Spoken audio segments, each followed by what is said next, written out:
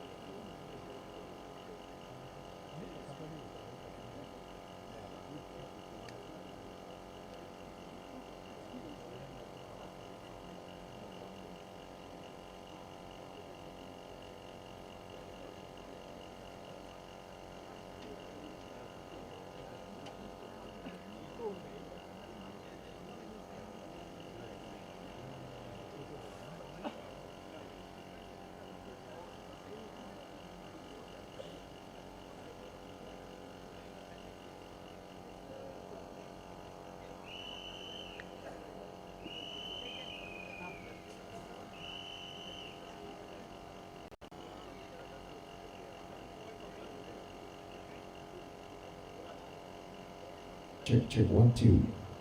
Check, test 1, 2.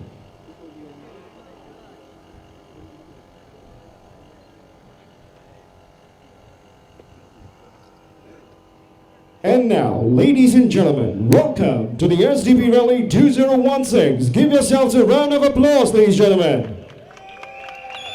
Are you ready for the SDP? Well, ladies and gentlemen, without further ado, would you please put your hands together and welcome on stage your MCs for tonight, Azza and Chee.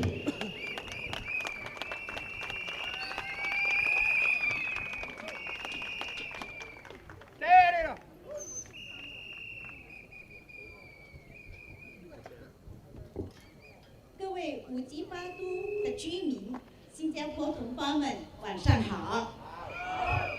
谢谢你们今晚到场支持我们。我是玉珠，今晚盛会的华语司仪。站在我身旁的就是英语司仪阿扎。在开场之前，我想提醒大家要注意个人安全，并保持场地的清洁，不要乱丢垃圾。Hello, good evening, everybody. All right, thank you all for coming down to support us. We know that you are aware that we need a voice in the parliament, so now is the time to vote one more opposition into the parliament. Yeah, now is the time. What is the time? Now is the time. What is the time? Now is the time. What is the time? Now is the time. Okay, first up, the first speaker is a CC SDP member. He has been with SDP for 10 years and is also an organizing secretary of the party. 这一位发言人不只是个出色的多项乐器弹者，更是3个小孩的爸爸，也是民主党委员会的成员之一。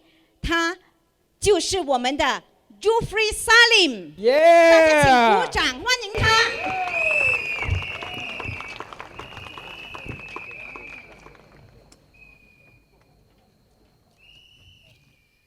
大家好，好些啊。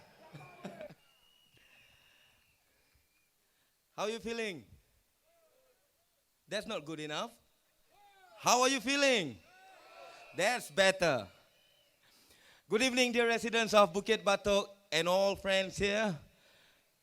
9 months ago, in September 2015, at the last general elections, former PAP MP, Mr. David Ong, announced that Jurong Town Council has set aside a $24 million plan for NRP, RNR, and maintenance work for Bukit Batok in their 5-year master plans.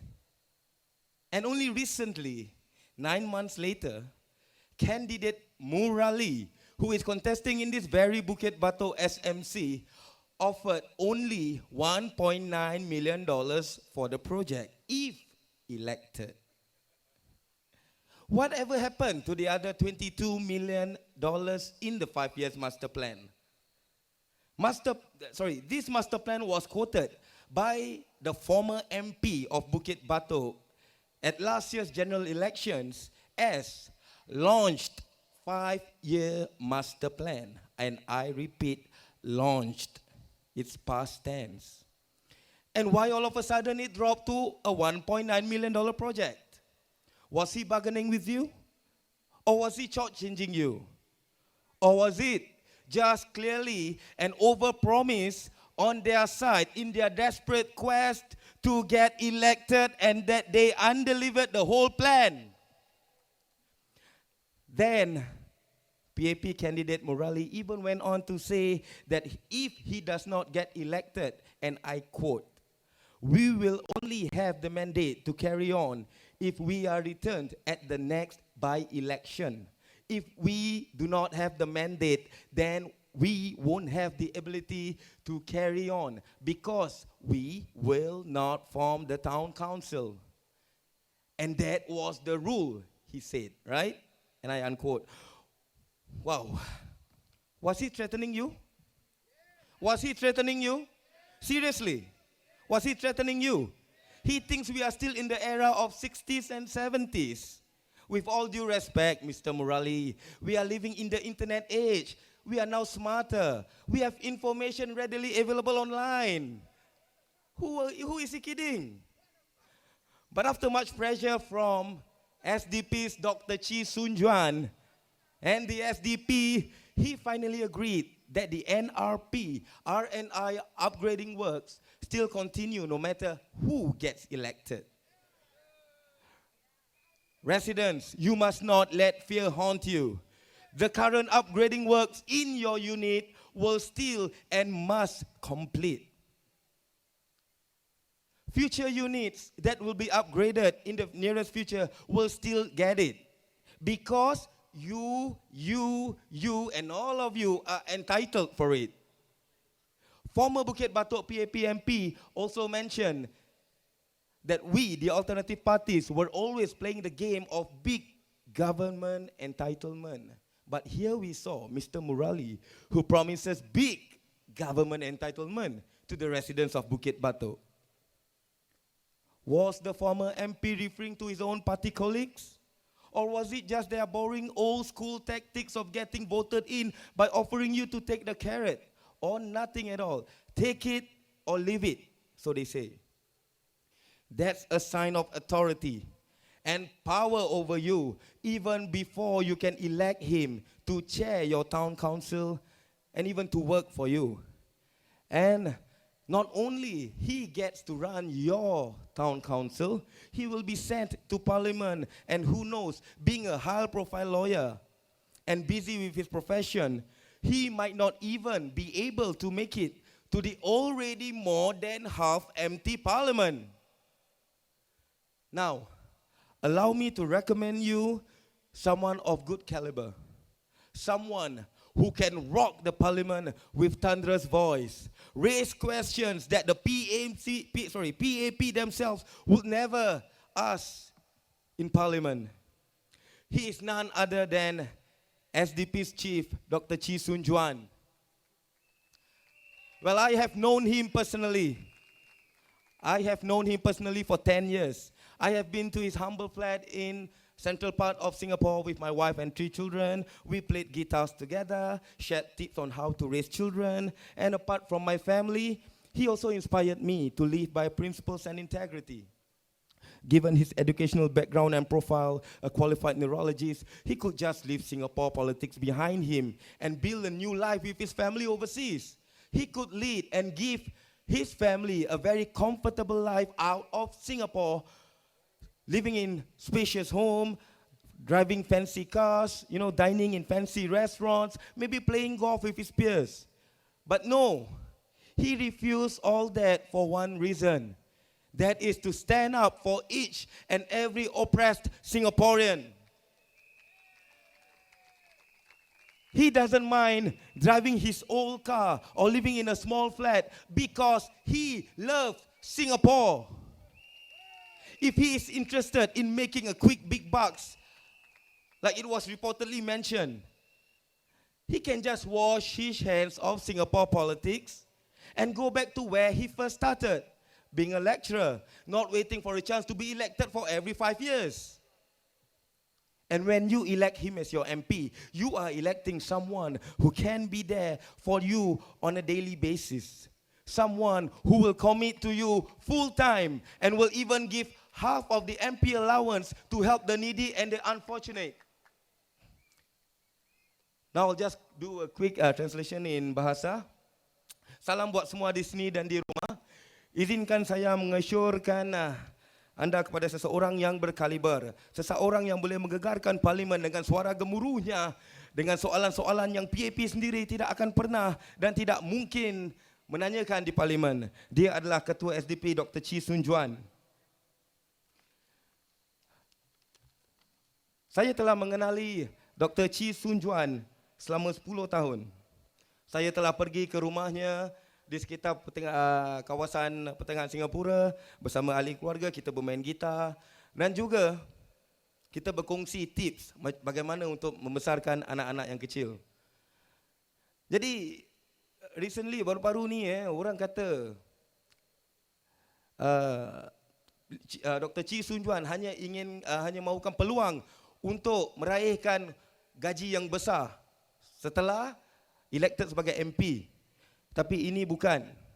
Kerana kalau dia sebenarnya mahukan wang yang besar, dia akan meninggalkan Singapura untuk membina hidup yang baru demi keluarganya. Jadi dengan ini saya ingin menyatakan kepada semua untuk terus menyokong niat suci, ikhlas dan murni Dr. Chee. Dear friends and residents of Bukit Batok, are you ready to go to the polling station and cast your votes confidently? Are you ready? Do you want an MP who cares for you? Who will stand by you? it is clear. Now is the time to have Dr. Chee Soon-Juan as your MP. And now is the time to have Dr. Chee Soon-Juan in Parliament. Now is the time to have Dr. Chee Soon-Juan as your representative. And now is the time to vote SDP. Thank you very much.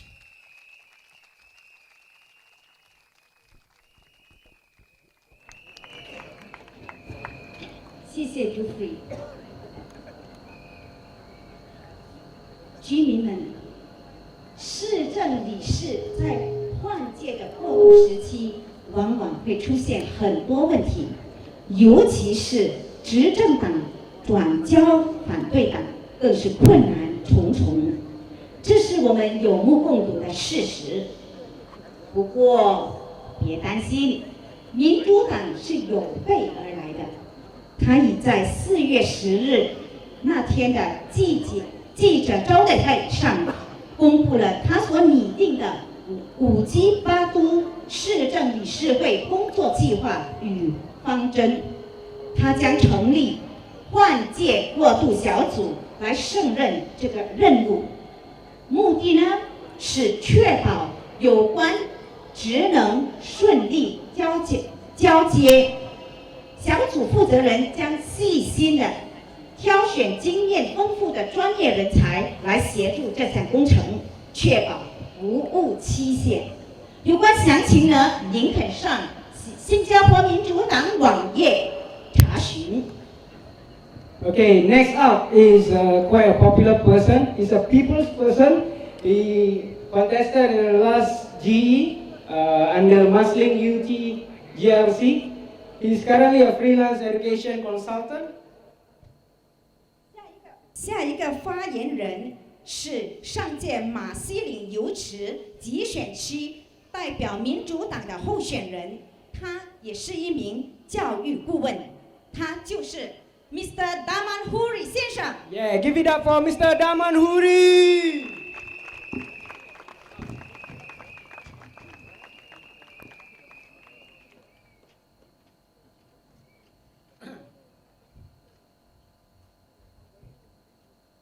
Wan Sang Hao. Good evening. Salam sejahtera, Vanakkam, and happy May Day. At PAP's first rally, we hear our Speaker of Parliament lamenting at how supposedly Dr. Chee was dishonoring our Asian values by disrespecting our elders for speaking loudly to Mr. Goh Chok Tong in 2001. Let me remind them to be honest and clean their party first. Your white shirts are turning yellow with all this oozing hypocrisy. PAP has dishonored and disrespectfully mistreated millions of our elderly by denying them their hard-earned CPF savings. The PAP don't even have the decency to ask for their permission to hold their money back. And as a Malay, it is even more shameful of her because she knows for us, you bow down before your elders to even walk in front of them. So don't talk about respect for our elders and Asian values. Your party only respect your white elders and not the elders of the people. Look, there are many questions that Singaporeans must ask for the sake of their future.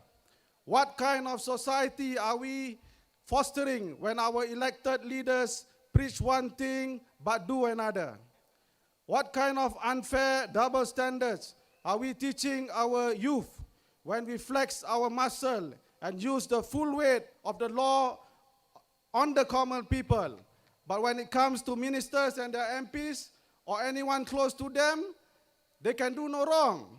We must be forgiving. Let them turn a new leaf.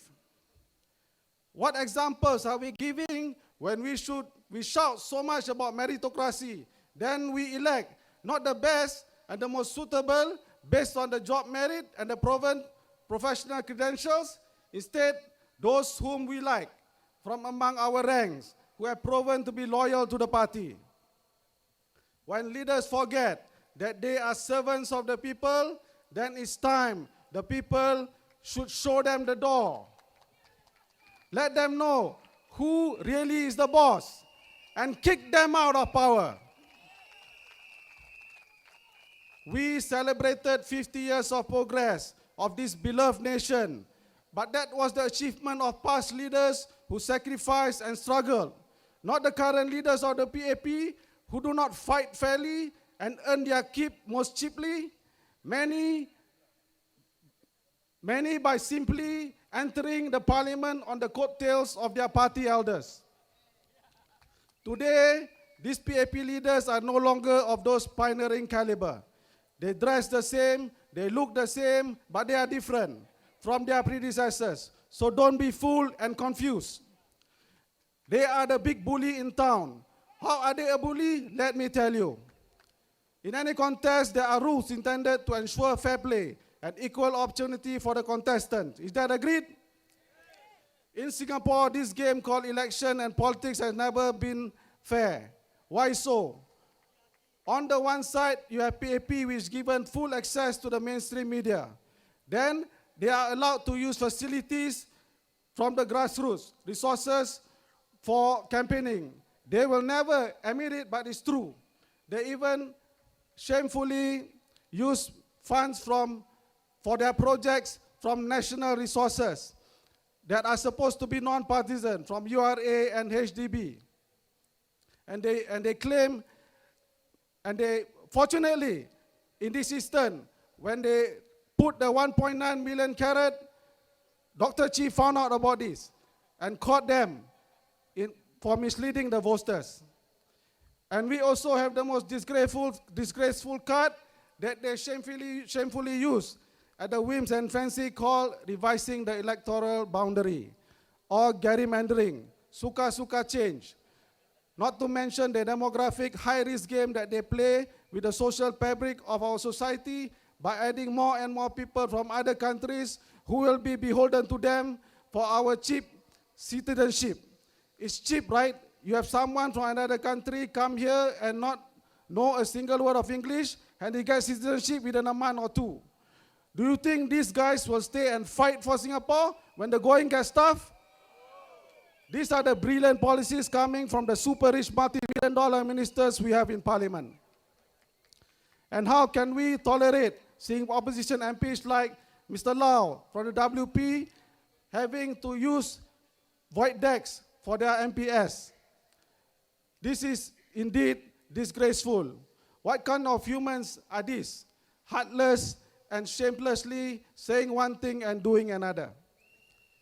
You just add all this up. If this is football, we will be shouting, Kelong, right? Referee Kayu. And on the other side, we have the opposition like SDP, having no equal access to mainstream media, especially on cooling day. As state facilities and grassroots resources are craftily made unavailable and restriction imposed ever so often with sly deceptive reason of maintaining neutrality. National bodies and resources are out of bounds for opposition. And when the latest electoral boundary is released, the opposition must always be prepared for heart attack. One day Bukit Batok exists. The next election, voila, it vanished. We work hard for 5 years on a constituency, then it's gone. When we do so, and then we have to work hard on a new constituency. And when we go down and run in a new constituency after 5 years, the new one, they say, where have you been for the last 5 years? These are the political realities, my friends, in the island state of ours. Severely imbalanced and no level political playing field exists at the expense of the opposition. And this must stop. It is unfair and unjust, not for the opposition only, but more importantly for us, the people. We are constantly being shortchanged. What is the risk to you and Singapore in electing Dr. Chee into parliament? They will tell you he is a bad man. No, he is a good man. He is an honorable man. They will tell you he is jobless. No, he is a political writer by profession and earns a living by selling his book. What's wrong with that? They will tell you he kicks out SDP, Cham out of SDP. No, Cham resigned, and SDP tried again and again to bring him, but he doesn't want. They will tell you he shouts at Mr. Goh Chok Tong. Yes, he did. Yes, he did. Maybe the loudspeaker was too loud for the old man. Sorry lah. They will tell you he speaks bad about Singapore to foreign press. No, he tells them about what's wrong with our politics in Singapore, that our press were not right. I had those wrong impressions about Dr. Chee myself, but knowing him and since joining SDP, I see that he is not what they say. The reason why PAP keeps demonizing Dr. Chee is because they truly fear him in Parliament. They know if Dr. Chee is in Parliament, no one can sleep, especially the multi-million-dollar cabinet.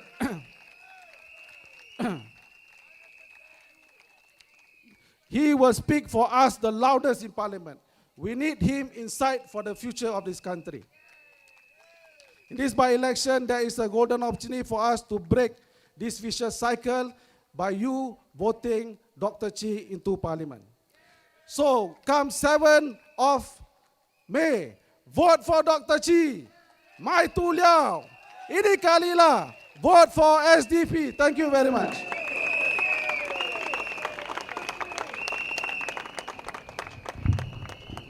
Thank you, Mr. Daman.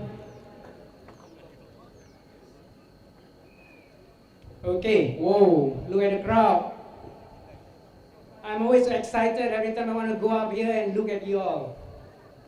Okay, the SDP have unveiled its Bukit Batok Town Council transition team at a press conference at 10 April 2016. The mission of Bukit Batok Town Council transition team is to ensure the smooth transfer of the town council to its next taking over team. Drawing on their respective expertise, the team will oversee the hiring of key professionals while monitoring the progress and deadline as stated in the SDP Town Council plan. Some crucial milestones for the team include taking over the physical office, balance sheet as of the cutoff, balance of management fund and sinking funds, accounts of receivable and their age, account payables, historical government grants by the mix and composition of housing and flat types, existing contract for estate management database. And more of this information can of course be found in our SDP website. 接着要介绍的发言人是2015年代表五级巴都的候选人，他是一名退休教师，曾经担任淡米尔教师工会的会长和秘书长。Next up is Mr. Saddam Sivam. He's an ex-teacher. He taught in various primary and secondary school. In the past, he had joined the PAP, believing in the party aims of uplifting the life of Singaporeans. But then, after he found out it's not in line, he quit and joined us. So let me present you, Mr. Saddam Sivam.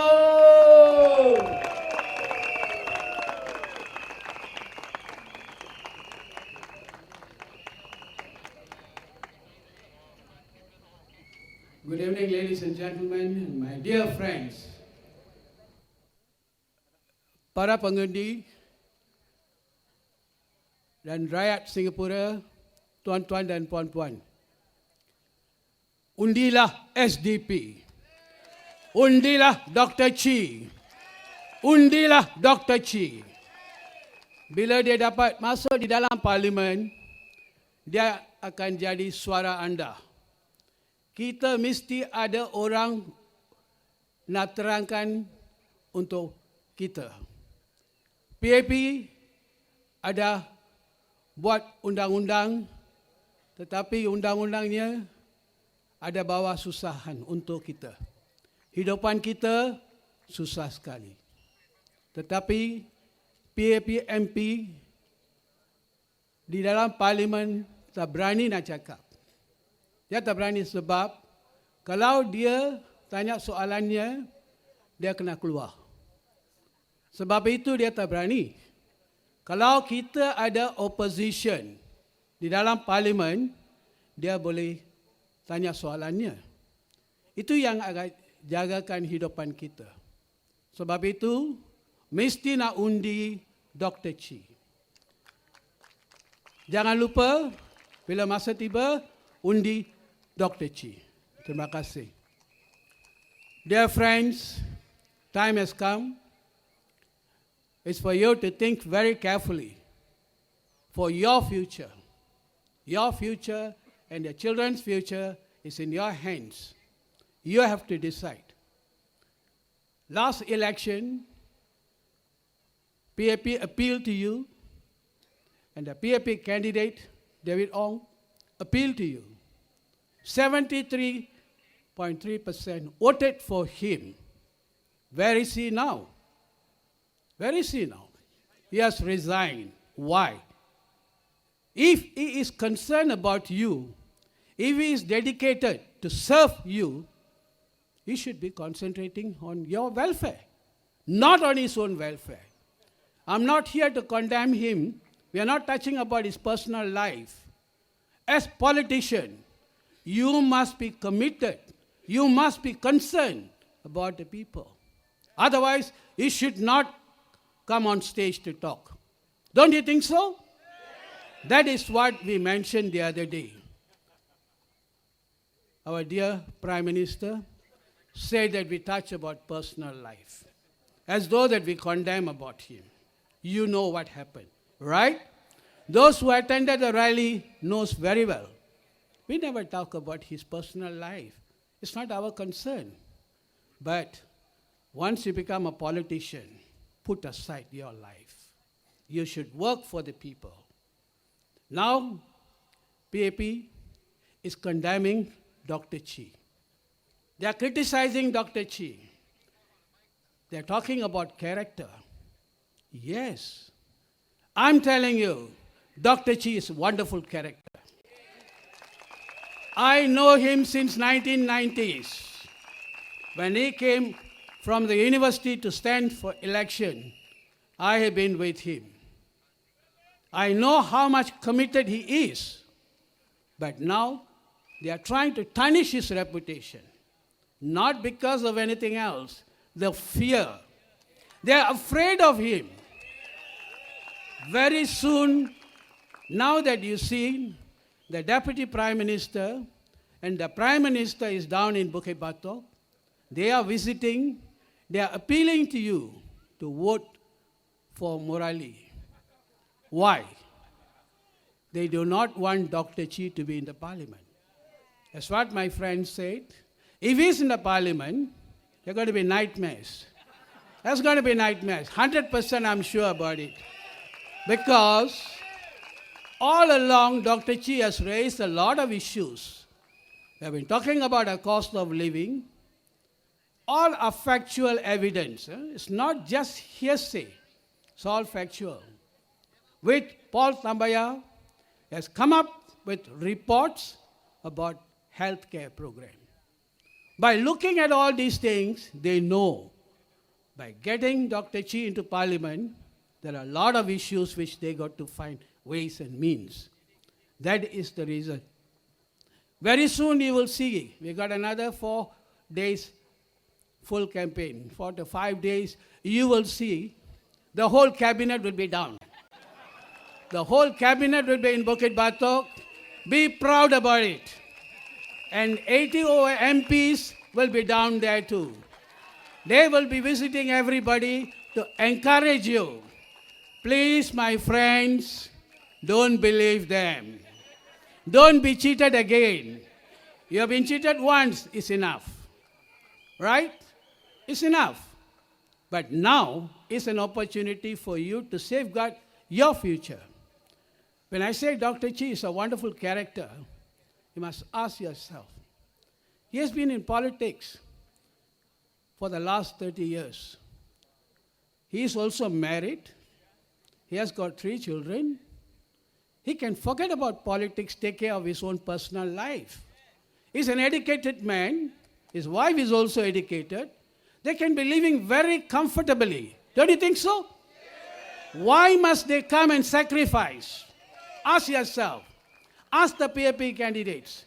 Why must he sacrifice his life? his reputation. Now they're trying to tarnish it. All this while they've been condemning him. Why? They are afraid. Last election, they never mentioned anything much. But this election, suddenly they wake up.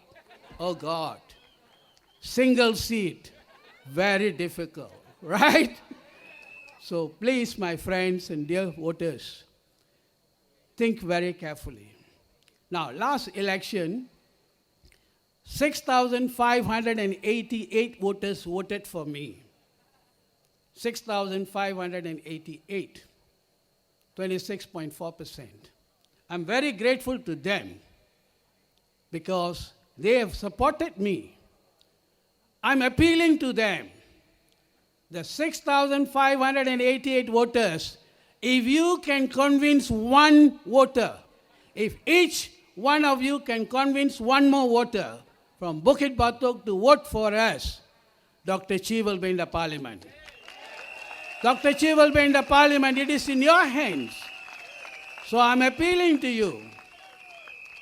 Don't forget, urge your friends, your family members to vote for Dr. Chee. 6,588 of you, if you can get one each, we are safe. So do not forget that. Now, one more important thing is please don't read, for the next 4 days, don't read newspapers. Please do not read, don't waste your time and money. Because 1.5 page devoted to morality, whereas Dr. Chee get 10%. The same thing applies to other newspapers too. So do not forget that. Don't waste your money and time. வாக்காள பெருமக்களே, இதுதான் உங்களுக்கு கிடைத்த அருமையான நேரம். Singapore ஜனநாயக கட்சிக்கு வாக்களிக்க மறவாதீர்கள். உங்களுடைய எதிர்காலத்தை கருத்தில் கொண்டு நம்முடைய செலவினங்களை குறைப்பதற்கும் நம்முடைய மருத்துவ செலவினங்களை குறைப்பதற்கும் நாடாளுமன்றத்தில் குரல் கொடுக்க நமக்கு ஆள் தேவை. டாக்டர் சீயை விட சிறந்த ஒரு மனிதன் கிடைப்பது அரிது. நன்றாக படித்தவன், நாட்டுக்கு உழைப்பதற்கு தயாராக இருப்பவர். அப்படிப்பட்ட ஒரு மனிதரை நாடாளுமன்றத்திற்கு நாம் அனுப்புவதன் மூலம் நம்முடைய எதிர்காலத்தை நம்மால் பாதுகாக்க முடியும். நேரம் குறைவாக இருப்பதனால் அதிக நேரம் பேசுவதற்கு வாய்ப்பில்லை. மறவாதீர்கள், சிங்கப்பூர் ஜனநாயக கட்சிக்கு வாக்களித்து டாக்டர் சீயை நாடாளுமன்ற உறுப்பினராக்குங்கள். மறவாதீர்கள். நன்றி. Dear friends, do not forget, thank you very much for the support and thank you very much for being with us here. Good night.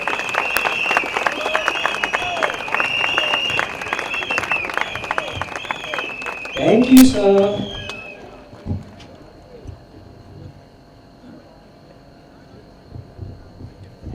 Hello. Yep.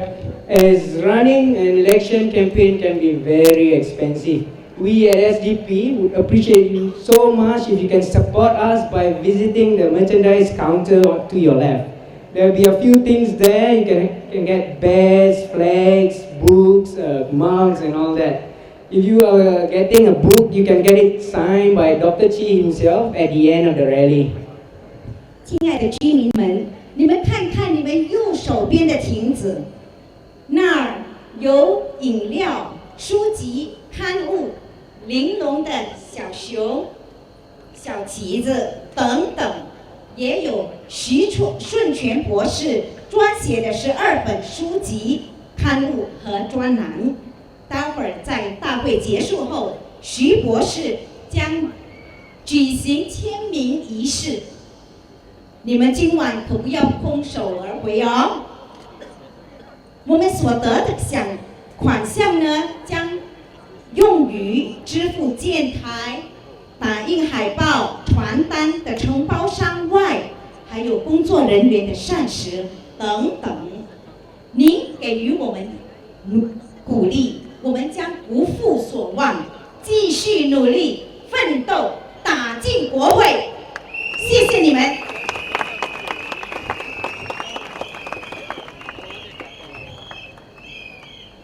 Okay, the next speaker is a compliant auditor. He's a former civil servant. His last election was in Holland Bukit Timah in the last 2015 election. 上一届大选代表荷兰普吉芝麻集选区的候选人之一，他也是4名孩子的爸爸，目前在一家私人机构担任审计师。这位人士就是 SDP Malik 先生，有请。Mr. SDP Malik.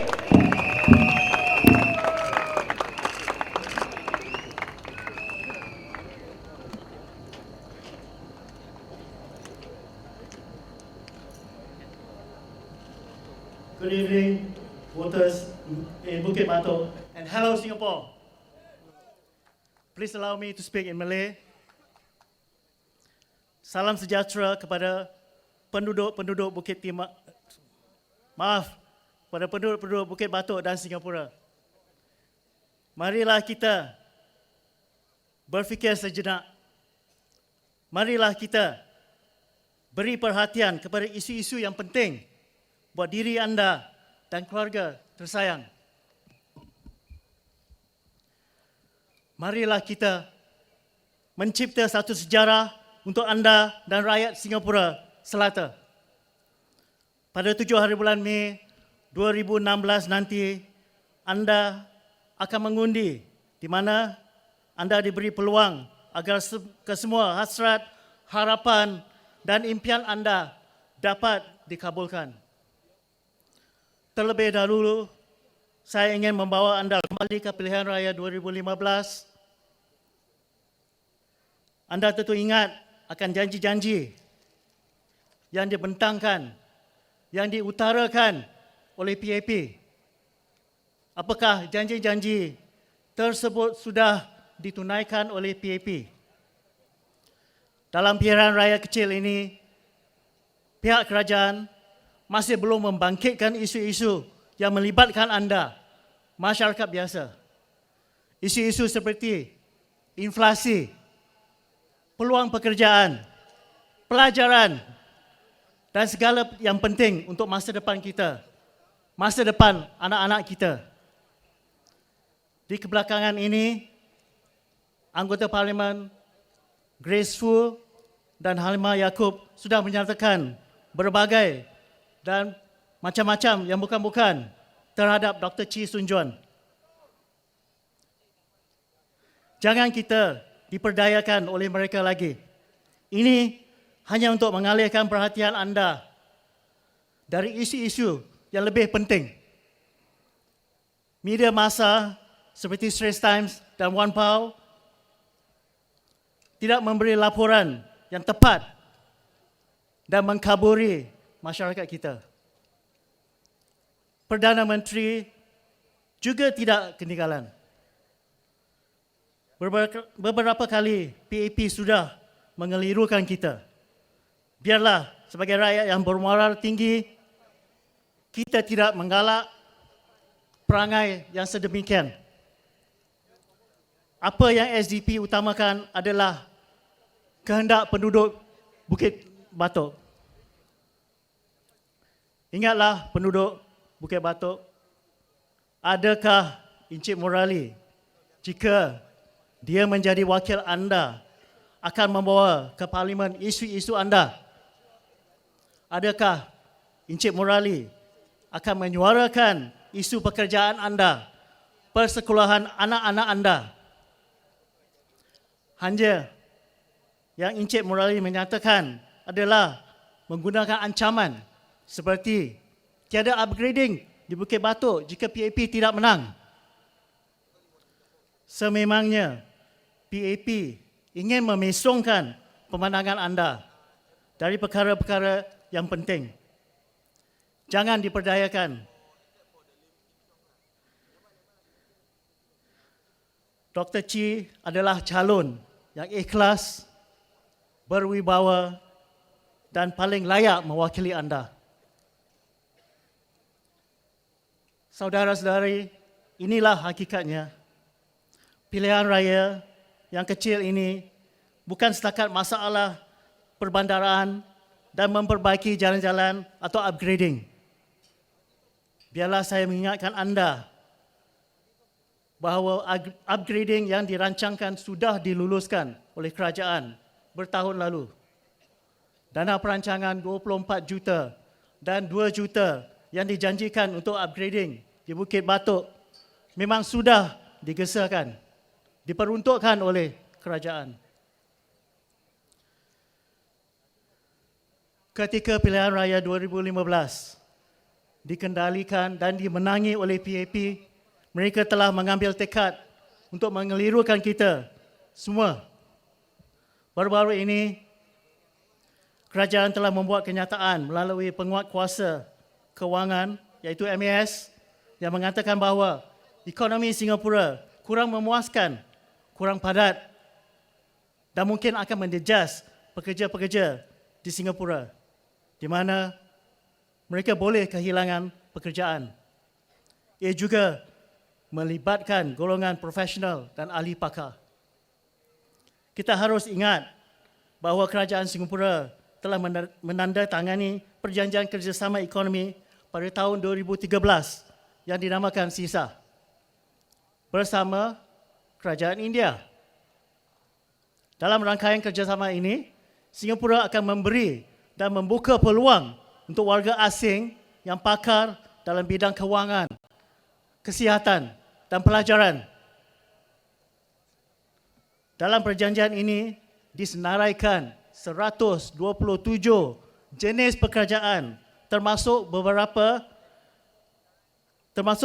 kelas kejuruteraan di bidang elektrik dan juga jurutera awam. Dalam satu perjanjian yang ini, fikirlah berapa ramai anak-anak kita, abang-abang kita, kakak-kakak kita, sepupu dan saudara kita yang berijazah yang akan terjejas. Soalannya, mengapa mereka diberi halangan dari mencari rezeki di negara sendiri?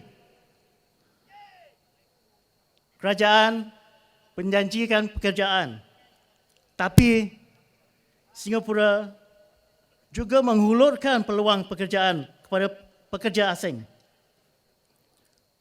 Persoalannya ialah, apa kurangnya rakyat Singapura? Anak-anak kita yang mempunyai kemahiran yang sama, adakah mereka diberi peluang yang sama dalam suasana ini? Kita tidak berharap peluang pekerjaan dihidangkan, tetapi sebagai rakyat Singapura, tidakkah anak-anak Singapura diutamakan, didahulukan? Tuan-tuan dan puan-puan yang dihormati, saya telah tampilkan di atas salah satu isu di mana kerajaan Singapura telah memberi satu tamparan kepada pekerja-pekerja Singapura. Kualiti pendidikan di Singapura sangat disanjung oleh negara-negara lain. Pelajar-pelajar rakyat Singapura baik di tahap ITE, politeknik dan juga universiti harus diberi perhatian. Tetapi pelajar-pelajar Singapura telah diberitahu bahawa sijil dan ijazah sahaja tidak semata-mata akan menjamin pekerjaan yang baik. Apakah mesej yang disampaikan oleh kerajaan Singapura?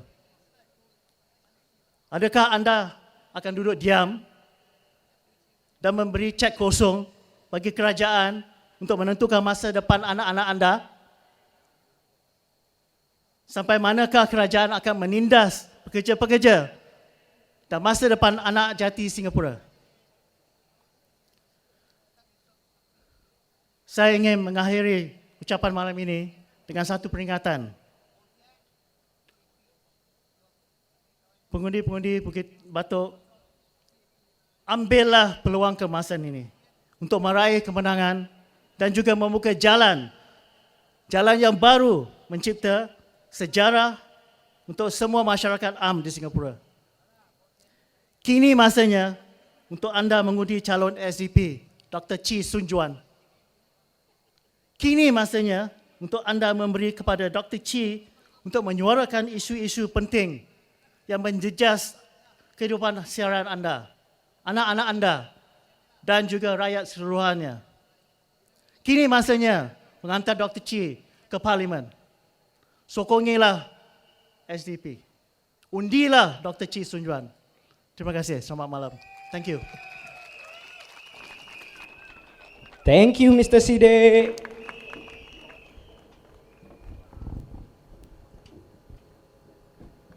现在让我呼吁大家以丰富的想象力和理智的心态来聆听我下面的报告。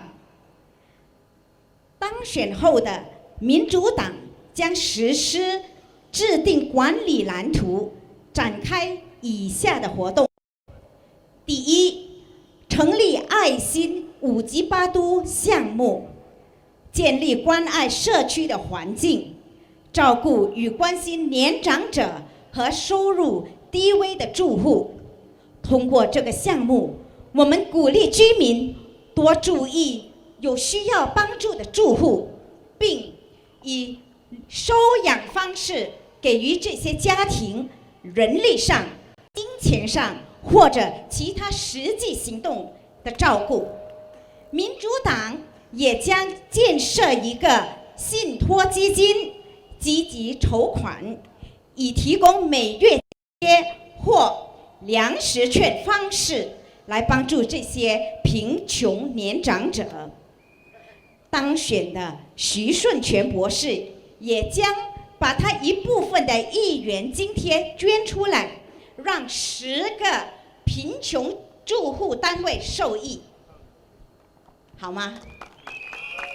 第二，名为探路者项目，这个项目的对象是在籍的学生或青年，主要的目的是创造一个能建立个人信心和发掘潜能的有利环境，通过团体生活和互相交流来自我发现及探索共同关心的领域和发展潜能。探路者项目也将提供资助私人补习课程，服务那些有经济困难的学生。我们还有2项项目，在下一节我继续一一报告。Okay, we would like to share 2 of the 4 project initiatives that SDP have for the Bukit Batok residents. The first up is Heart for Bukit Batok. This project basically aims to create a caring community for our elderly and low-income residents. Under this program, households in Bukit Batok will be highly encouraged to adopt a needy family in the community by contributing their time, effort, and resources to the family well-being. This will bring the Bukit Batok community closer together and forge stronger bonds between fellow residents regardless of race. It will enrich the life of both the receiver and the giver, because we feel that life is not just about money and working. The SDP will also set up and manage a trust fund that will raise funds to raise Bukit Batok elderly poor with monthly vouchers and food vouchers. If elected, Dr. Chee will also use his MP allowance to assist 10 low-income families. The next project that they have is called Pathfinder. This project aims to create an environment conducive for students to build confidence and develop their potential. It is a place where students come together, discover themselves, explore their interests and talents, or simply find someone to listen to them. Pathfinder will also provide subsidized private tuition for students from lower income families. 接着要介绍的是一名大学讲师，在上届的大选中，他代表马西林油池集选区参加竞选。Next up is Mr. John Tan, is the Vice Chairman of the SDP. He is a social psychologist and lecturer, currently teaching psychology and statistics for Murdoch University at Kaplan, Singapore. Let's present to you Mr. John Tan.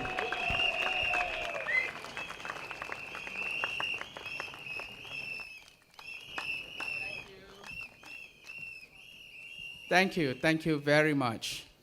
Thank you. All right, that's good. Well, good evening, friends and residents of Bukit Batok. I feel honored and privileged tonight to be here before all of you who are so kind to grace this event with your presence. I'm grateful to be part of a great team, a great organization, the Singapore Democratic Party.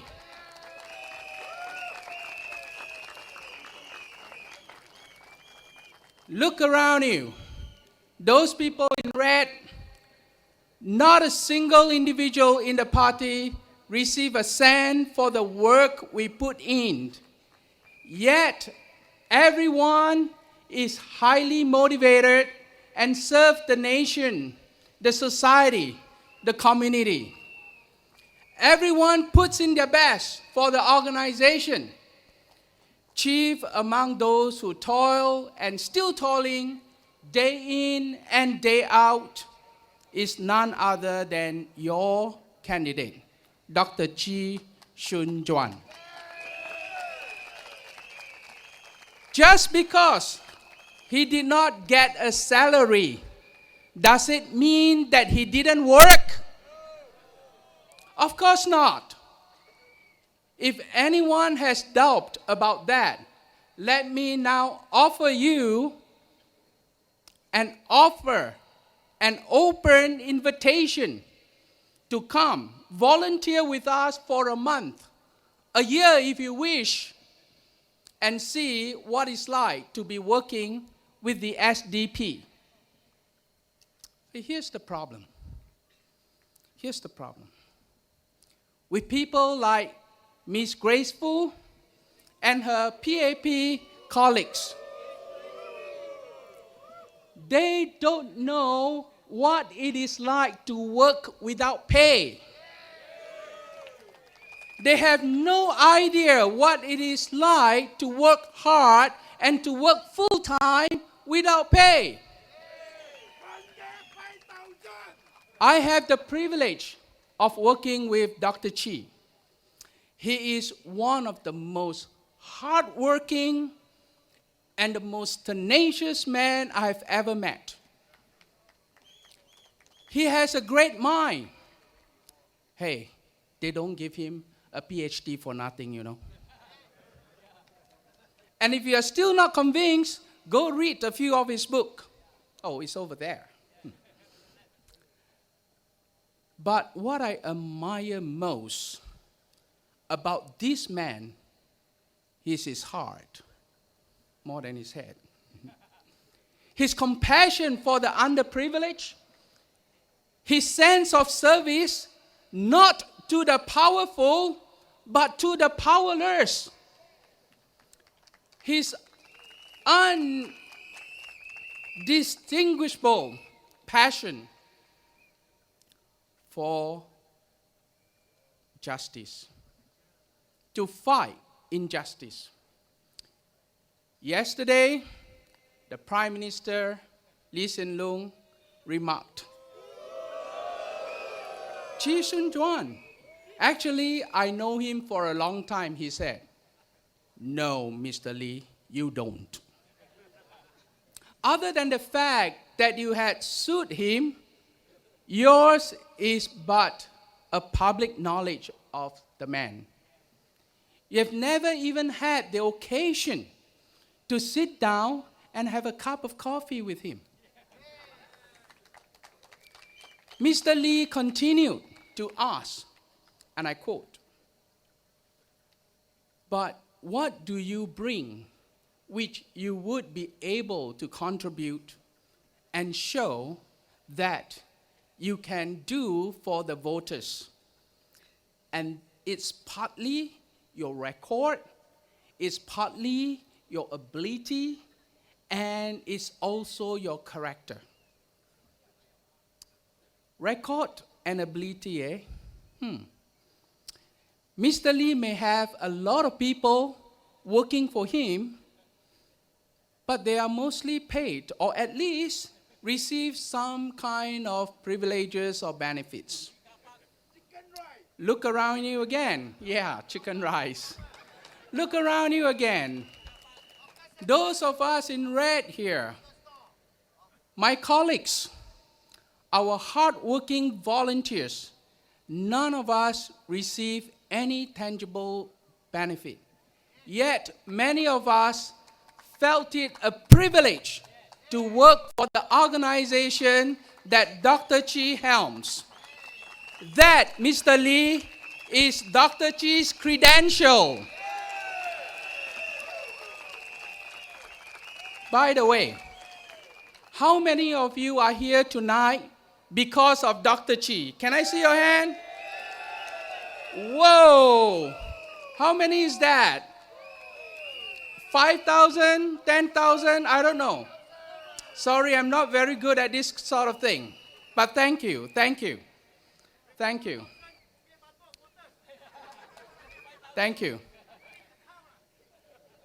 Well, you see, Dr. Chee's ability is such that he can draw you here.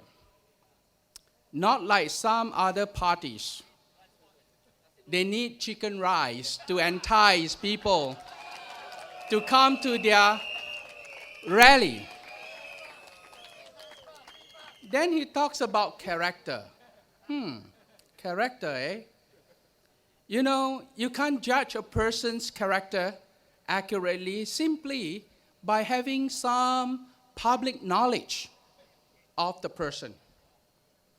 I can say I know Dr. Chee, whom is more fondly known to me as Sun Juan.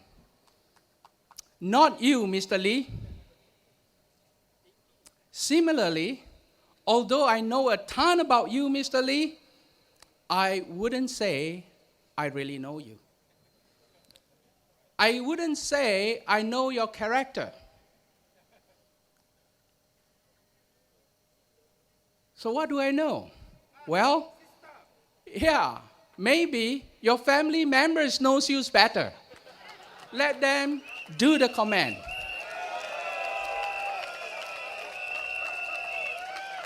So, I won't go there. While talking about his family, I remember his father, the late Prime Minister Lee Kuan Yew, said this about Dr. Chee. He complimented Dr. Chee for his eloquence and advised him that with it, he could get support from the people to be elected to parliament. And now his son, the current prime minister, is questioning Dr. Chee's ability. I'll let you be the judge. It is sad, isn't it, ladies and gentlemen, that the very person holding the highest office of our land have to stoop so low to assassinate the character of an election candidate. And what more? He dragged along his ministers and the very Speaker of Parliament to join in the mudslinging as well. But I ask you, please don't be distracted. I ask you to judge the man for himself. I ask you to judge Dr. Chee, the man himself. If you think he's capable to be your MP, vote for him. If you think he can be your voice in Parliament, vote for him. And by the way, talking about voice, I had the privilege of going around with the SDP team around Bukit Batok and met many people just over the last couple of weeks. And there was more than one person who asked me, well, what can one voice do?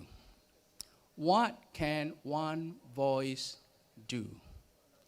Let me tell you. One voice can shake the world.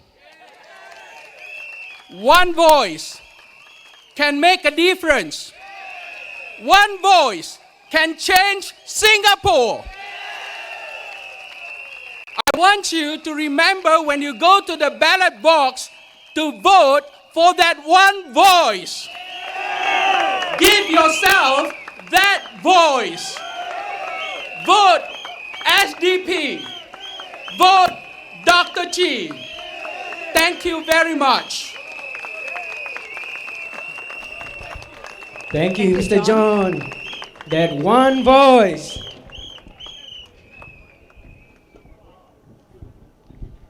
好，让我继续上段所做的报告。民主党的第3个项目就是金钱与感官项目。这个举止呢，将有助于那些在经济或业务上碰到难题或纠纷的居民们。我们将会有财务和策划专家，通过小组或个人形式进行商讨与研究。第4，法律生命线项目。这个项目是为那些在法律上碰到难题的居民们提供资讯服务。到目前为止，我们已拥有7名律师愿意上前助阵。Hello, yes. Okay, I would like to continue about the projects or initiative that we at SDP have. Just now I was referring to the Pathfinder that provide or wants to help schoolgoers. Before that was Hearts for Bukit Batok, that we want communities to be helping out with one another. The next two that we have are Dollars and Cents. This initiative assists residents who are facing financial difficulties and are looking for advice in resolving their financial problems. Financial experts and planners will meet with residents either individually or in a small group. The next initiative that we have is called Legal Lifeline.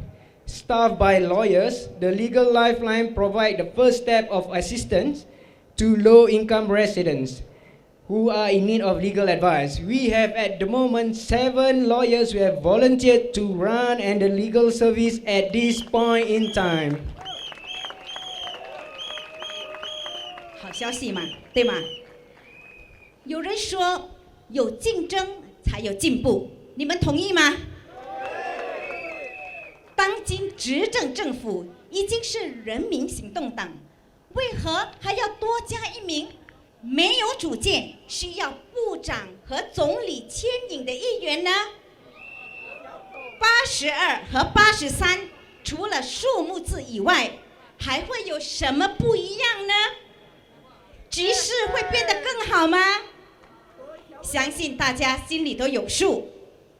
反之，如果您把你手上神圣的那一票投给新加坡民主党，让我们进入国会，您将不只享受到我们精心为您策划、安排和实行的项目外，更重要的是，我们将站在您们那边，替您发言。Yes, I agree. Basically, make your money's worth. Make Dr. Chee, make the rest of PAP work for their 15,000 a month at least. Okay? 接着要介绍的这位活泼可爱、平易近人的人士，是2名孩子的妈妈。她与丈夫经营一家属于中小型企业的建筑公司。The next candidate I'm going to bring on stage is SDP Women's candidate for Yuhua SMC. She has been active in SDP and her main work have been in fundraising. She is currently the CC member and assistant treasurer. Let me present to you Miss Jesslyn Go.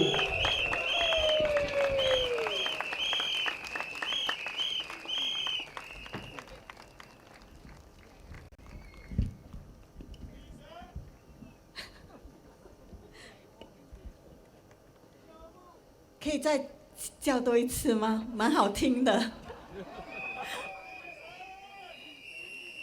Dear Bukit Batok residents and fellow Singaporeans， 五级八都的居民们、民主党的支持者，你们好，谢谢你们今晚出席民主党的群众大会。我是去年代表民主党在裕华参选的候选人，一向来我都是傅海燕小姐为陪衬的竞争对手。我也在去年的大选呼吁大家有一个良性的竞争，一个只专注在政策上的讨论，而不是人身的攻击。However, in her recent public rally speech, I am disappointed with Ms. Fu's remarks about Dr. Chee not having a full-time job. In saying that Dr. Chee, in not having had a full-time job for many years, she cheekily tries to suggest that he has not been doing anything all these years and therefore would not have any capability or experience in making a difference in your life. Let me tell you that her remarks are disparaging to full-time mothers and grandparents who stay at home to raise the future generations of Singaporeans.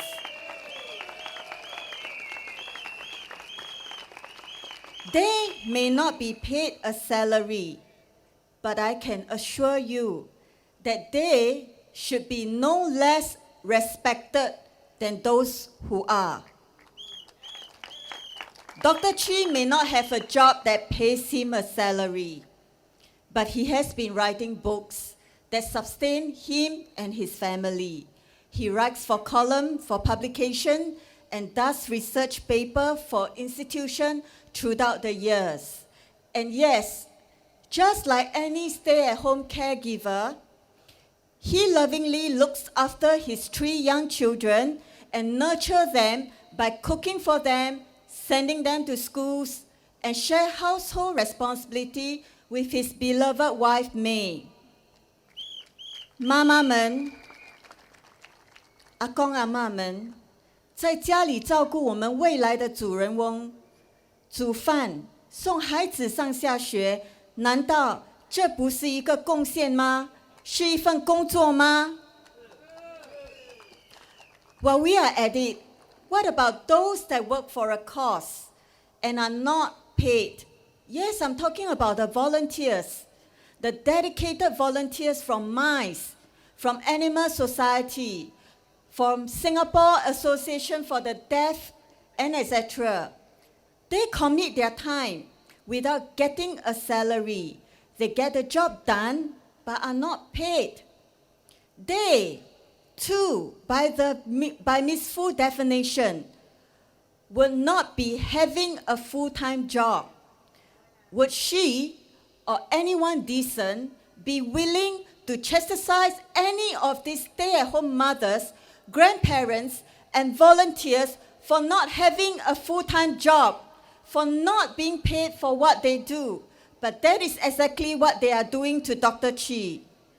We should never mock a person's choice to look after his or her family, the manner in which they decide to do it, as it is a personal choice. When you mock someone for choosing how he wants to look after his family, it says more about you than about him. Now, back to Dr. Chee not holding a full-time job for a long time. Dr. Chee has authored 12 books, co-authored the Rule of Law with International Bar Association, writes for foreign newspaper columns such as The Guardian, Wall Street Journal, Australian, and etc., where he's paid royalties. If being an author and a writer deemed as not holding a full-time job, Aren't we insulting all the authors and writers profession? If I may remind Ms. Fu, even Aung San Suu Kyi, whom she met and shook hands with at an official capacity, was interned under house arrest for close to 16 years. Would Ms. Fu chastise the esteemed lady, Ms. Aung San Suu Kyi, for not having held a job all these years?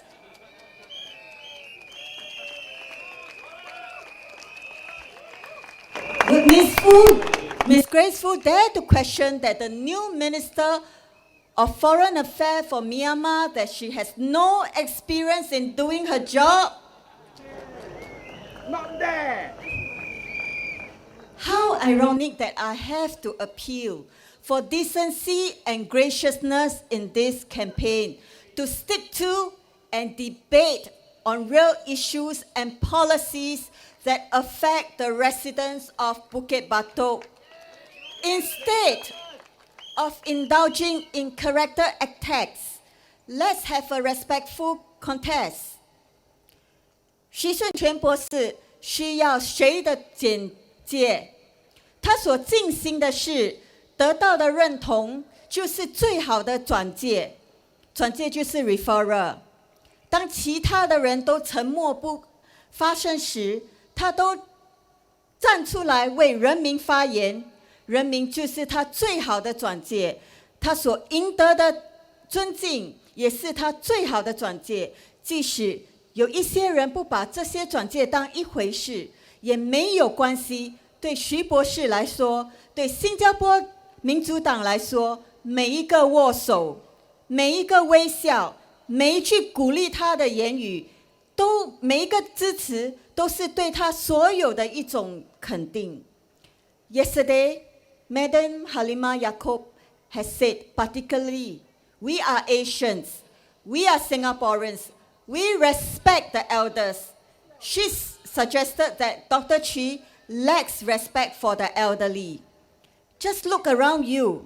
What are we doing to our elderly that show us that the PAP respect our elderly? 年长者，他们必须收纸箱、收碗碟、洗厕所、卖纸巾。更离谱和荒谬的是，他们还坚持这些年长者是在做运动，这叫做敬老尊贤吗？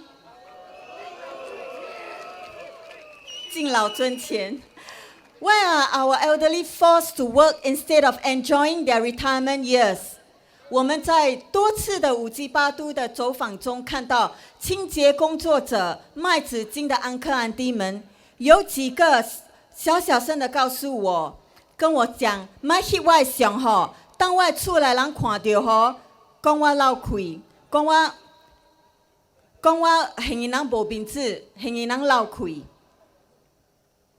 可是，让他们真正漏气的人，不是他们的正当工作，而是 PAP。Why do families of this elderly think that being a cleaner, a cardboard collector, a tissue paper is embarrassing? Let me tell you this.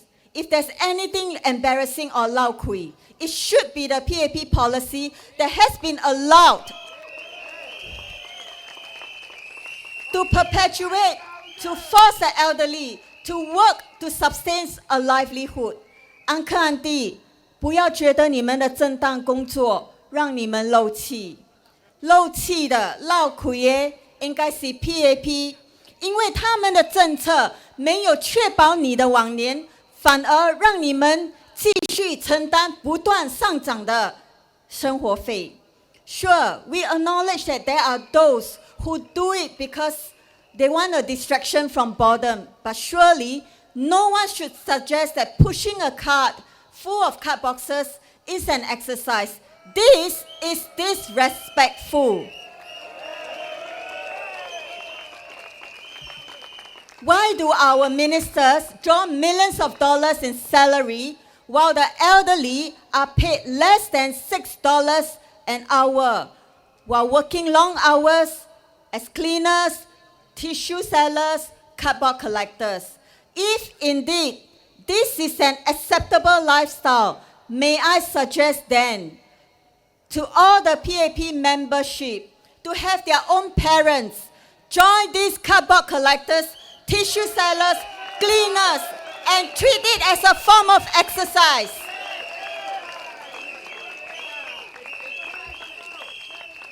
如果 PAP 真的认为收纸箱是一种运动，那我真的要建议所有 PAP 的党员带着他们的爸爸和妈妈一起去做这个活动，好吗？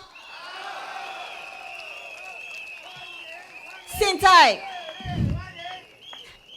我也要在这里提出有关透明度和公平的课题，特别是针对我们的主流媒体。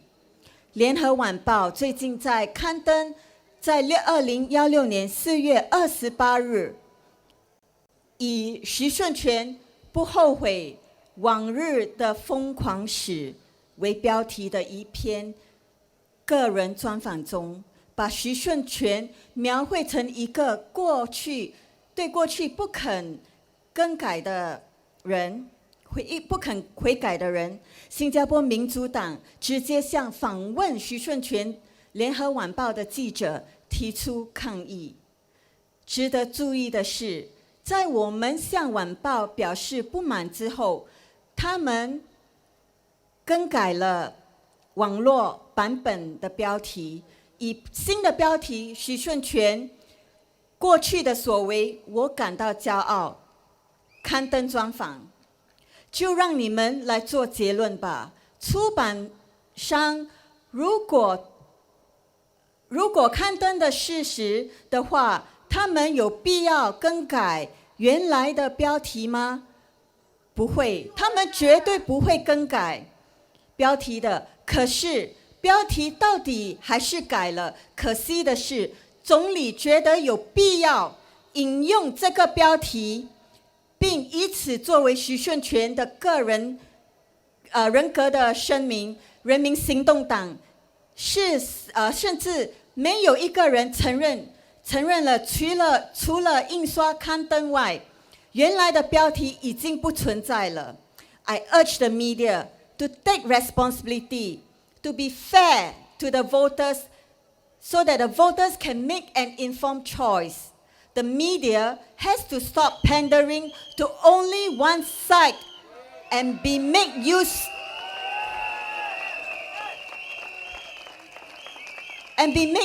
to character assassinate, so that more good people are willing to come forward to serve this great country of ours and not be afraid of having their family and children to be dragged into the limelight for all the wrong reasons.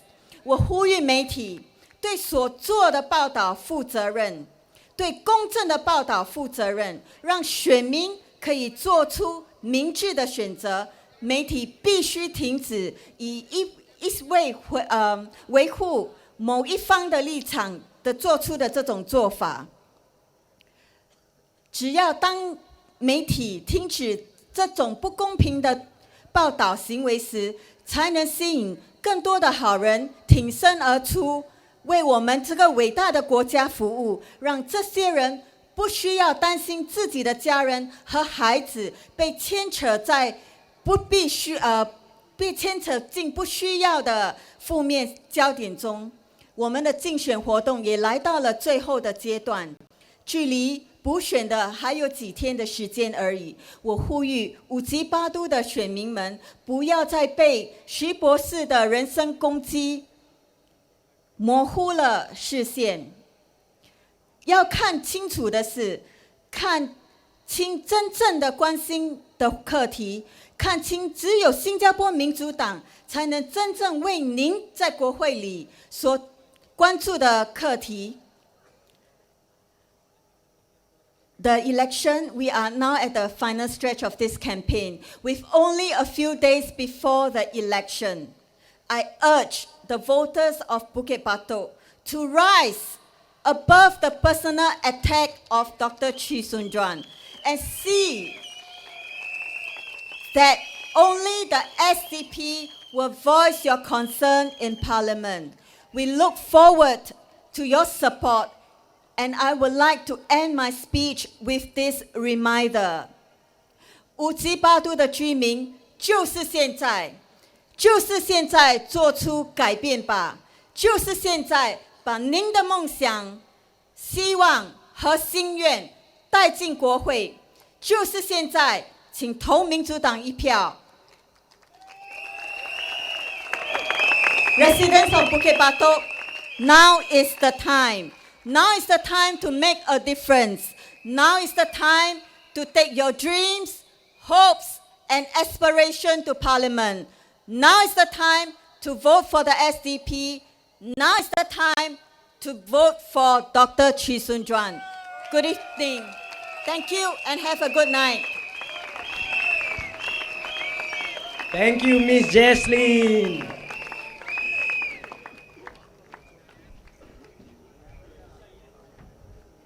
Have you all gotten your umbrellas? Although it's not a raining season now, but it's very, very hot.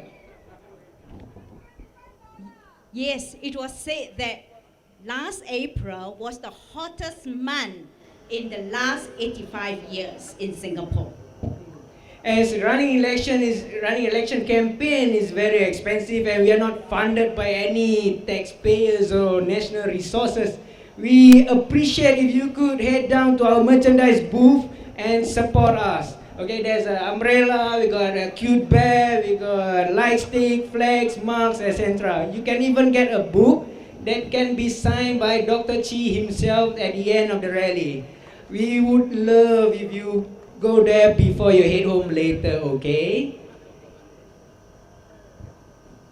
下一位发言人，出生于小康之家，是一家医院的行政经理。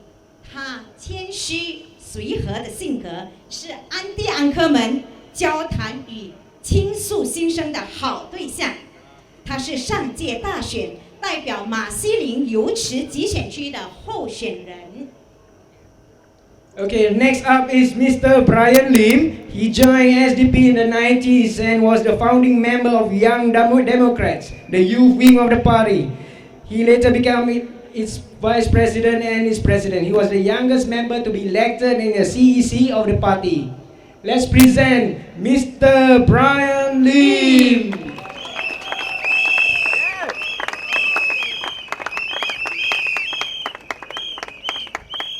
后面的朋友听到吗？听到吗？对不起啊，太高。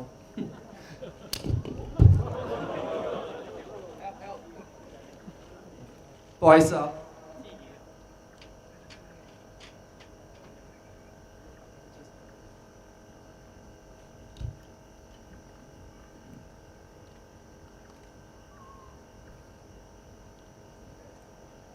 Thank you, Geoffrey. 各位亲爱的五金八都的朋友，各位亲爱的支持者，大家晚上好。他们叫我多笑一点，他说上一次那讲福建话有点凶啊。可是我不要凶。可是我不能笑太久，为什么呢？因为人民在辛苦啊，对不对？对。在我正式演讲之前，我想利用这次机会来澄清这几点。刚才我的同事吴慧玲已经有提到，不过我还是要继续声明。前几天徐顺全博士接受晚报的采访时，并没有提到所谓的疯狂史，这是没有根据的报道。第二点，当我们历经向晚报寻求证实，他们在网络的刊物上做出标题的更正，当然这已为时已晚，因为刊登在报章上的标题是无法被更正的。第三，凑巧的是，李总理用此标题借题发挥，抹杀徐顺全博士的人格，让我们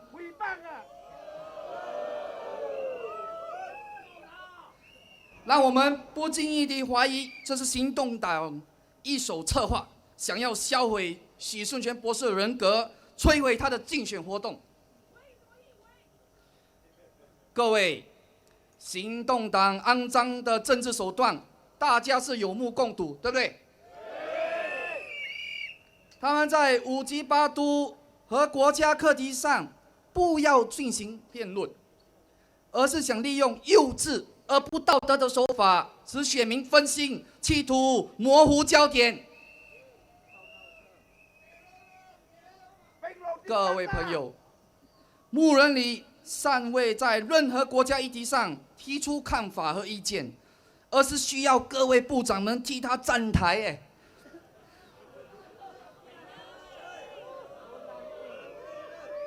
各位，你们想哦，如果他进入国会，他到底能为你们发言吗？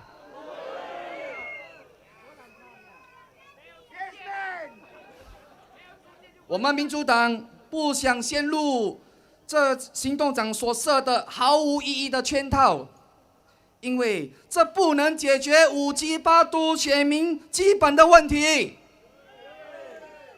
你们说这对不对？在此，我想跟前面在座的各官方媒体朋友说几句忠言，请你们呐，在动笔之前呐，先摸摸自己的良心啊！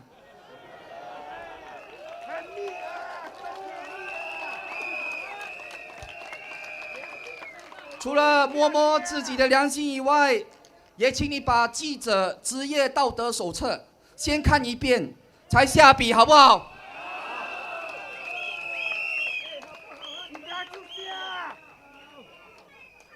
记者朋友们，我们不需要你偏袒我们，不需要你写偏袒我们的报道，我们只需要你属实的报道就行了，对不对？好了，言归正传。上个礼拜，行动党候选人宣布，他要用190万来建公园和有盖走廊，可是他威胁你们呢。他说：“你要是没有投我你们就不用想了。”当时我们民主党党员心里的反应只有一句福建话：“过来了。”20年前，当时的吴作栋总理也是用这样的傲博威胁选民投票给行动党。反观的行动党在上个大选，他还说我们民主党喜欢出白灯呐。我们的回答是，我们比你稍微好一点点呐，因为你是没白灯出了。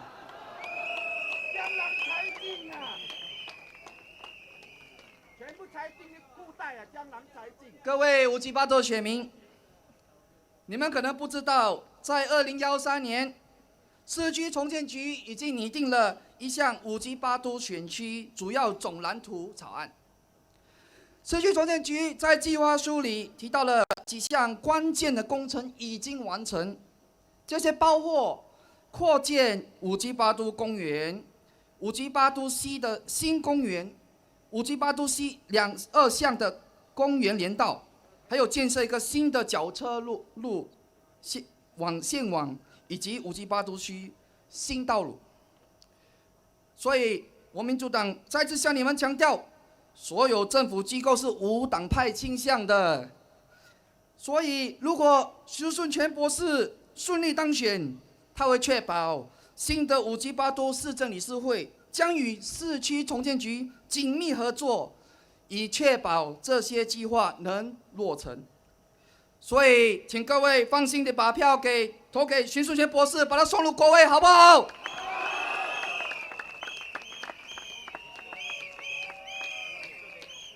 再说，前任5级8都区议员在上届大选曾经许下诺言，他说如果他当选了，他会实践耗资2400万改造5级8都的5年计划。他宣布这将包括改造巴沙及周边的环境，改善店铺，构建一个新的小贩中心，一个新的老年护理中心，以及2个新的儿童早期教育中心。各位5G8都的选民，恳请你们下次遇到牧人里的时候，对这2400万提出以下2个问题。第一，这2400万的竞选诺言会不会因为他的辞职而不被实践呢？如果牧人里回答是哦，那么就请您慎重考虑，还要不要继续相信行动党，继续委托你的未来给他。如果牧人里回答不是，那么就请您问他，既然已经要花2400万了，何必再浪费190万纳税人的钱呢？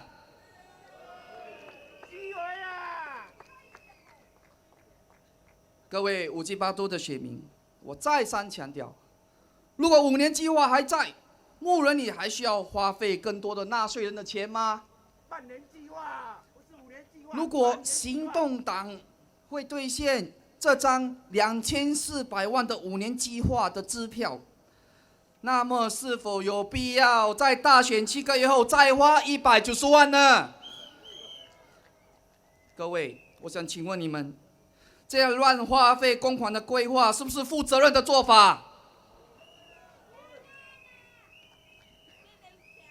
这个多月来，我们走访的选区，许多居民也反映了他们对家居改进计划的担忧。家居改进计划就是 Home Improvement Program。他们担心，如果选区落入了民主党的手中，这些家居改进计划将会夭折。各位5G8都区的选民，去年工人党阿育尼选区的议员 Pritam Singh， 为了他自身的有诺市选区的翻新计划遭到延误，而在国会里问话。国家发展部政务部长孟里奇 Dr. Maliki Osman 回答他说，阿育尼集选区的翻新计划跟其他选区的翻新计划一样多，而且翻新工程的次序是不会偏袒任何政党的。所以各位5G8都选区的选民，请你们放心，这些家居改进计划的工程已经展开了，经费也已拨出，所签署的合同必须履行，无法半途中断。我们新加坡民主党所管理的市政理事会也将确保这些计划如期完成。行动党每次在大选时期，喜欢旧饭重炒啊，喜欢拿这个邻里翻新计划威胁选民的伎俩已经落后了。所以再次恳请你们，在5月7号把票投给我们新加坡民主党的许树全博士，好不好？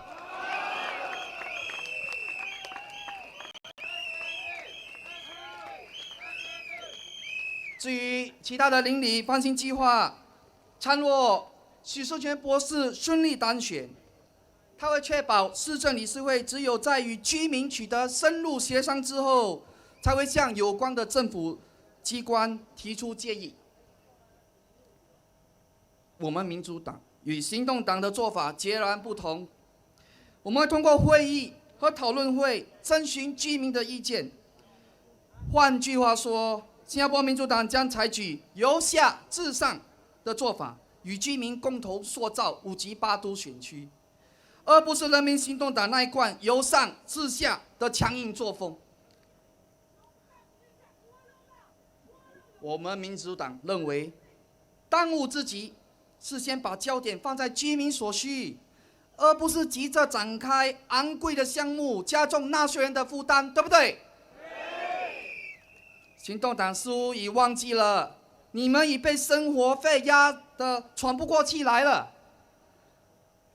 我们民主党认为，经费应善用在5G8都居民的医疗保健、照顾年长者和教育的需求上。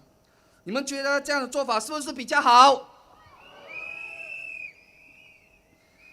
只有人民行动党的候选人当选，才能获得重大的市区改善的做法是不道德的。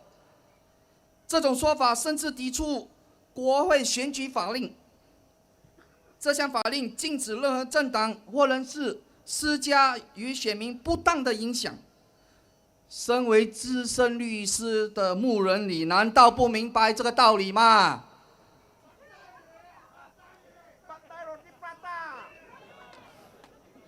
各位5级8度的选民，我民主党相信你们是非常有智慧的，能清楚的判断是非，也能冷静的分辨青红皂白。我民主党也深信5级8度选区的选民能秉持着尊严与正义感，不会再对行动党的欺压手段低头。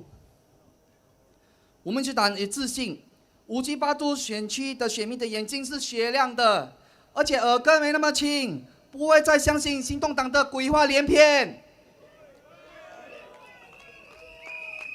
更重要的是，民主党确信你们要徐顺全博士代表你们在国会里面为你们仗义直言，为你们提出替代的意见，对不对？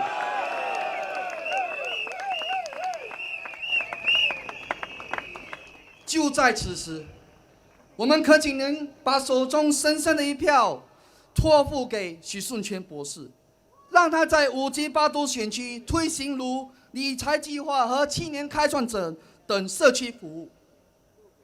就在此时，我们恳请您把票投给许顺全博士，让他全心全意的能当你的全职国会议员，并且有效率地管理市政理事会。就在此时，我们恳请您让徐顺全博士与您携手打造一个具有包容性和关怀精神，和一个不落下任何居民的社区。就在此时，我们恳请您与徐顺全博士创造一个大家引以为豪的模范选区。就在此时，就让徐博士带着你的梦想、希望和愿望进入国会吧。各位，不要再等待多时了，不再何时，就在此时，5月7号，请投新加坡民主党一票，好不好？谢谢大家。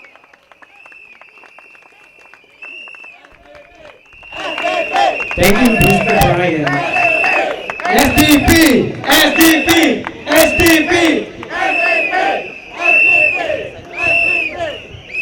I wish you all can see how many people are here. The crowd is so huge, but there are still people streaming by. Asa, we have been talking too much. It's about time you, the audience, show us your voice power. And from my side here to the left, you shout SDP. And on my side, please shout as loud as possible for Dr. Chee. Okay? 1, 2, 3. SDP! Dr. Chee! SDP! Dr. Chee! SDP! Dr. Chee! SDP! Dr. Chee!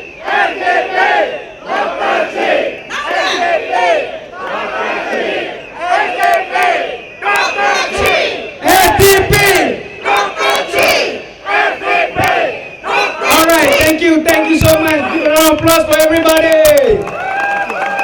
Okay, our next speaker is currently a professor of medicine, a senior consultant and infectious disease physician at a major teaching hospital.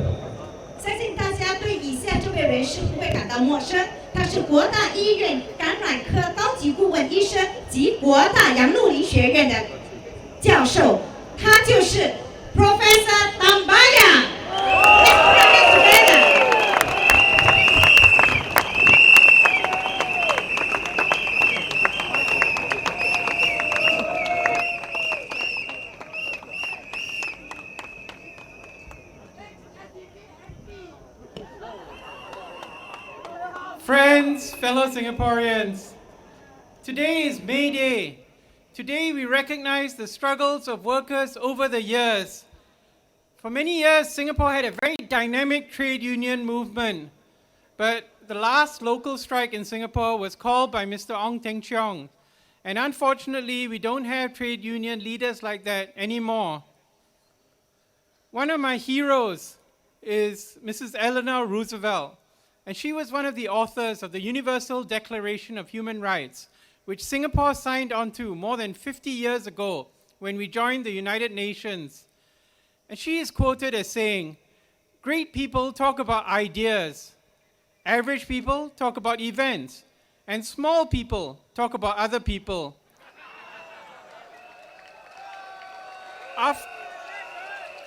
After one round of rallies, what is the PAP talking about?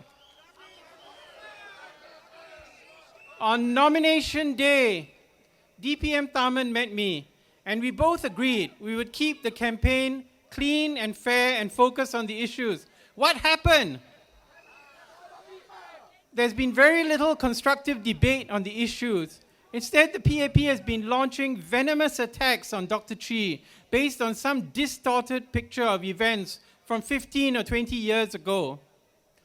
We believe that you can criticize what a person says or what a person does, because these may reflect their values, but don't attack the person. We believe it is fair to ask what happened to the plans, such as the hawker center that Mr. David Ong promised the people of Bukit Batok. But it's not right to attack him personally. Similarly, it's okay to criticize Dr. Chee for asking PM Goh about Singapore's promise to President Suharto of $5 billion 15 years ago. But attacking his character on that basis is uncalled for. The Prime Minister in his statement last night said, anyone standing for public office should be prepared to have his past actions examined transparently and honestly. We totally agree, and we welcome the opportunity to examine all the assets of the PAP ministers and MPs.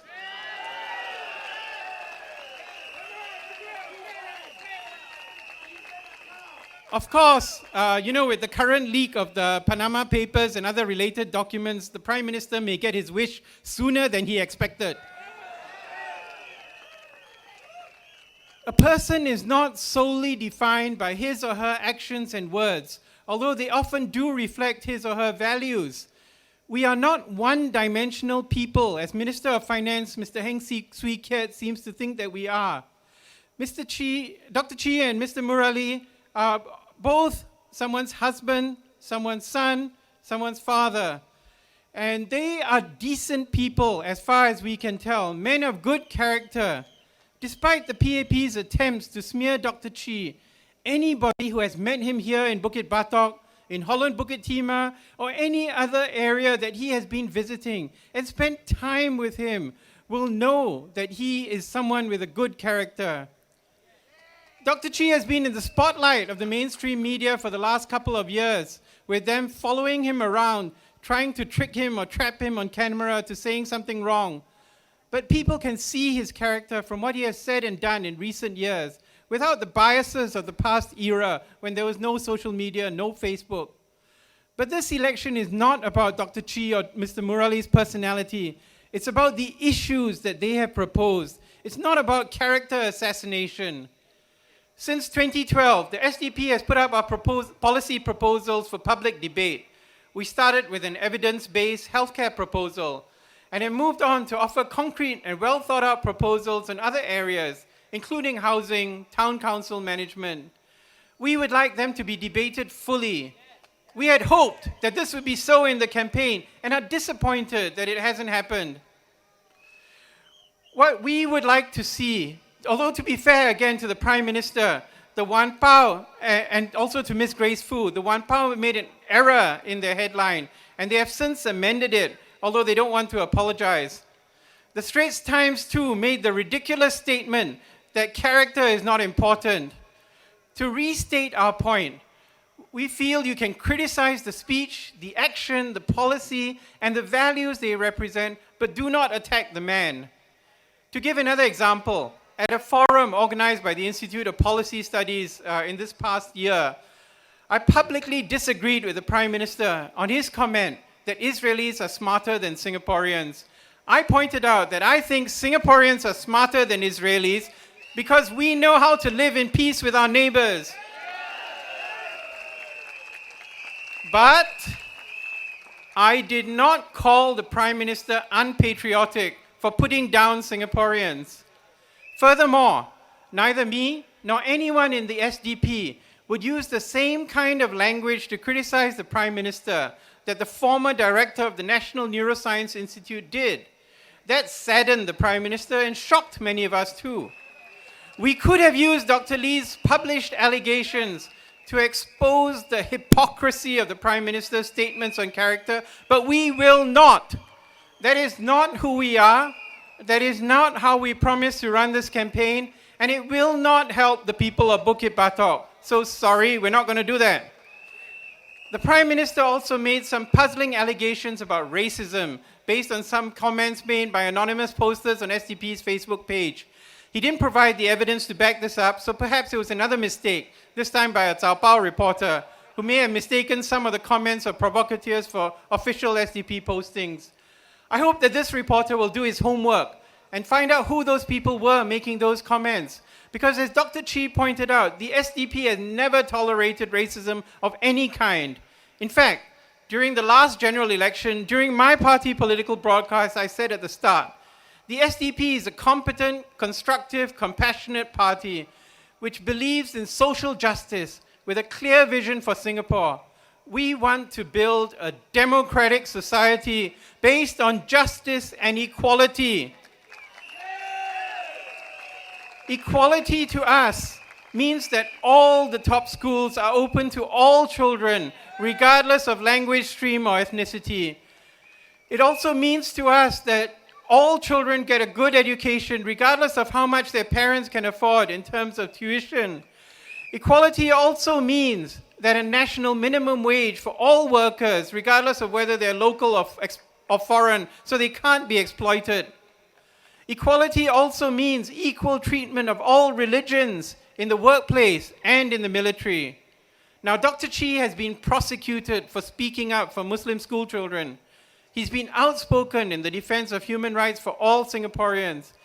In fact, when Ms. Grace Fu made her allegations about campaigning on racial grounds without any evidence, some of us were wondering whether she was referring to the PAP campaign of 6 months ago, when we fielded the excellent Mr. Sadasivam, who had more than 10 years of grassroots experience, and he unexpectedly lost. If this indeed we sincerely hope that this was not due to any kind of racial politics by the team from the PAP. If indeed it was the case, this is disgraceful, and we hope that Ms. Grace Fu clarifies her position quickly. She also made some puzzling comments about Dr. Chee's career as an author and politician. I am especially puzzled because she's the Minister for Culture. I mean, she doesn't seem to believe anyone can make a living from doing academic research in institutions of higher learning and publishing books, for which people queue up for hours. Perhaps that's the reason why the National Arts Council, which is under her ministry, withdrew its support from the only Singaporean book ever to have made it to the bestseller list in the New York Times and in Amazon, Sunny Liu's The Art of Charlie Chan Hock Chai. Perhaps to her, being an author or politician is not a real job. In that case, I'm really worried about the future of Singapore under her ministry. The last PAP rally was also troubling in that the PAP seems to have run out of new ideas for Bukit Batok. 6 months ago, they talked about a $24 million plan, including a new hawker center, childcare centers, etc. Now we hear nothing about that. Food is an important issue to all Singaporeans, and it would be good to hear an update about what's happened to the new hawker center proposed in August 2015. Mr. Murali began the campaign proposing a $1.9 million program, but now he admits that was actually part of the $24 million program proposed last year. Apart from the healthcare cooperative, which I would be happy to debate, we haven't heard anything new. I have no doubt that Mr. Murali is a good man. A friend of mine, Mr. Remy Chu, who worked with him on a case involving illegal importation of endangered rosewood, told me he's a very good man. The PAP activist of Paya Lebar told us how he served with distinction as PAP branch chair for Paya Lebar for the last 5 years. Like most other PAP candidates, he's been successful in his career. He's now the head of commercial litigation at a major law firm. If elected, he could be just like all the other 82 PAP MPs, largely silent. You know, in my 51 years, I have never been visited by a PAP MP. Not that I think I miss a lot. On the other hand, If Dr. Chee is elected to Parliament, no one can deny that Parliament will be changed beyond recognition. For one thing, the PAP MPs will have to work a lot harder. If you watch the recent Committee of Supply debate on the budget on television, it was striking how many empty chairs there were on the PAP benches. Perhaps they were all busy at their part-time jobs in the corporate or banking or business worlds. In contrast, when the Aljunied Aukang Town Council issue was being discussed, Parliament was full of PAP MPs looking for opportunities to score points by criticizing the Workers' Party. You can be sure when Dr. Chee gets into Parliament, the PAP MPs will be on their toes. Just last Monday, there was a major breakdown in the MRT, which affected 20 MRT stations. According to reports in the mainstream and social media, there was only one MRT station that had PAP activists carrying torchlights, showing elderly people how to go down the stairs. You know which MRT station that was? Bukit Batok MRT station. And why? Because that's where Dr. Chee was campaigning. Coincidence? I don't think so. As the residents of Paya Lebar know, you can get two for the price of one.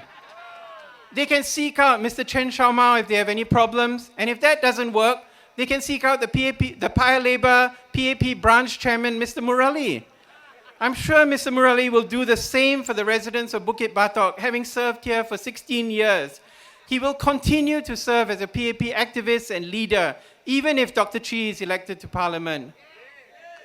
All that aside, putting Dr. Chee in Parliament gives each and every one of you, residents of Bukit Batok, an opportunity to have an independent voice in Parliament, to have one more voice to ask the government why they are so intent on flooding our already crowded island with 6.9 million people, to ask why our education system needs to put so much stress on students, teachers, and parents, and still cannot produce good enough talent, so we need to import foreign talent to fulfill critical roles in our economy. If and when Dr. Chee gets into Parliament, he can ask the hard questions about CPF, whether we're ever going to see our hard-earned CPF money back. You've seen our town council policy. You've heard about our social programs. You've met some of our town council transition team. Now is the time to vote for a strong independent voice in Parliament. Now is the time to vote for Dr. Chee. Thank you. Thank you, Thank Professor. you, sir.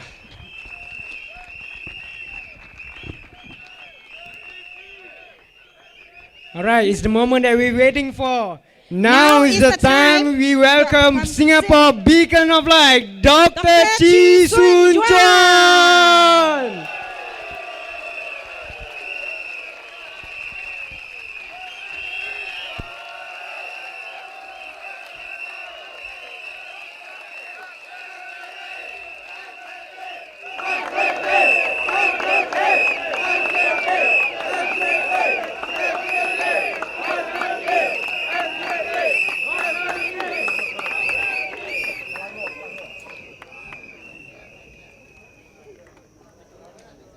Good evening. 大家好。我想跟大家先用中文、华文讲一件事，那就是李显龙总理昨天他有到来五基巴都，趁那个机会来批评我。 攻击我的人格，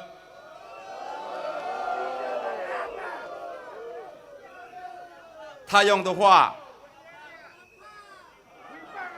就是从《联合晚报》的报告，星期四的报告，这个报告它的头条 headlines 对不对？就是说徐顺全不后悔。 往日疯狂时，在星期六李总理他在用这些话来攻击我。问题说这句话疯狂时，我根本没有讲到。我讲的就是我很对我的这么多年的坚持，我觉得很骄傲。我们福建话就是说怕不会死，对不对？怕不会造。但是呢，联合晚报就把我的这句话我没有讲的放在他们的头条。早几天的时候，他们就把穆拉利跟我的照片放在他们的封面。那个穆拉利的照片，就到他在笑嘻嘻，真的很好看。我的整个脸是很臭那样子呢。所以我在我的 Facebook 的时候，我就有写，我写说你们媒体也是要比较公平一点。我没有攻击他们，我只有一个要求，你回去我的 Facebook 去看一看，只叫大家说比较公平一点，不要每次都放我的很不好看的一个照片，你放行动党的就很好看。这个很大的影响，我跟你们讲说，这么多年来会有很大的影响。但是后来他看到我写在这个 Facebook 的时候，他们就 email， 他就讲说他们可以不可以访问我，叫我说好了，我们坐下来，我们好像是比较可以商量一下子，聊天一下子，对不对？所以我们两边可以互相了解。英文他就写说 ，Would Dr. Chee care to sit down with us for a more in-depth conversation that would help both sides understand each other better？ 那我说好，不要再计较，不要再闹，不要再吵了。所以没有关系，我们就在那个乌吉巴多的 Central 那边有个联络所咖啡店，对不对？我去买一杯咖啡，他们3个，他们就访问我。讲了大概有45分钟那样子。那天晚上的晚报，他们就把这个头条登出来。那我们跟你讲说，你哪里可以这样做？我没有讲的话，你把它设进去，说我说的，然后让行动党来拿来攻击我。他们就说跟我们道歉，他就说那个已经登了，没有办法。但是他们的网站，他的头条，他就跟他改。你如果没有做错，你何必要改呢？对不对？我跟你讲说，这个是真的很不公平，你们这样子做，我觉得很不好。I did it in good faith， 我好意的讲说，不用，你们要访问我，我说好。但是你们这样子做，真的让我很失望。然后今天马来报、印度报Straits Times 什么都把它登出来，李总理所讲的。我常常跟媒体讲，说你们要比较公平一点。我没有叫说你们要支持我们，但是你们登的、你们访问我们的，不要每次都让我们好像往很坏的来报告。乌吉巴多选民，这个你们真的要小心。你们要跟你们邻居讲、朋友讲，不要相信这个晚报的报告。你们如果有跟他们吃早餐，很多没有来，你们就跟他们吃早餐、喝咖啡的时候，你们跟他解释一下子。我是觉得你这样子做，我觉得很不好的一个方法。没有人100%完全好，没有人100%完全不好。我是希望说我们真挚的、政党的，我们不要一直批评个人，不要一直说那个候选人他的人格很不好。我们如果能够提出我们的计划，让选民看哪一边方面比较好，哪一边比较的计划还比较好，那我是觉得政治是应该这样子下去做的，好不好？我在下一个群众大会，我会再把我们的社区服务的计划，我会再多讲，多跟你们解释。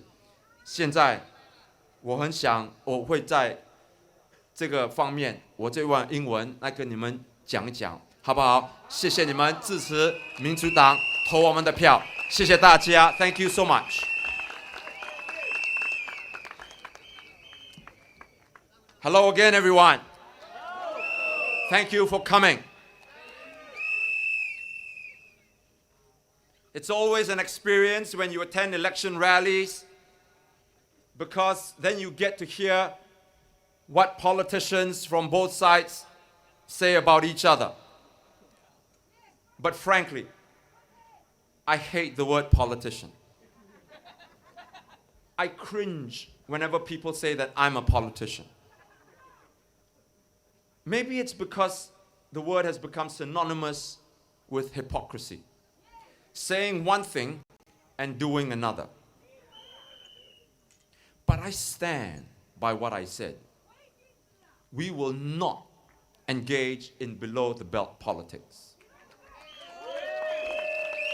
I said yesterday, I said the last rally, and I'll repeat it today, the David Ong affair is off the table. I think one of our speakers may have cracked a joke about it at our last rally. I've told my colleagues in no uncertain terms, cut it out. You did not hear any of the speakers mention the David Ong affair tonight. And it'll stay that way for the rest of the campaign.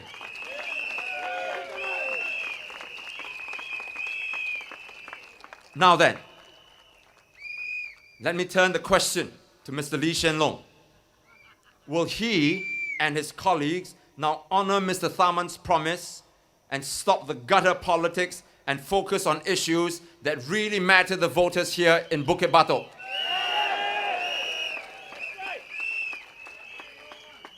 But I sometimes think that it's like talking to a wall. This kind of behavior seems to be baked into the PAP's DNA. Whenever the opposition talks about issues like withholding our CPF money, the non-transparency of GIC and Temasek holdings, the high cost of living, the PAP knows it's hard to defend these policies. But that's the PAP. They don't tell you how they can be better than their opponents. They tell you how bad the opposition is by running smear campaigns so that you will vote for the PAP by default. They don't consider their own hypocrisy. Let me cite you a couple of examples. The first one, Ms. Grace Fu tried to paint us as racist. Find me, ladies and gentlemen, find me anywhere the SDP has said that is remotely racist. It's not hard to do in this day and age. Do a search on the internet and tell us if we've said anything racist.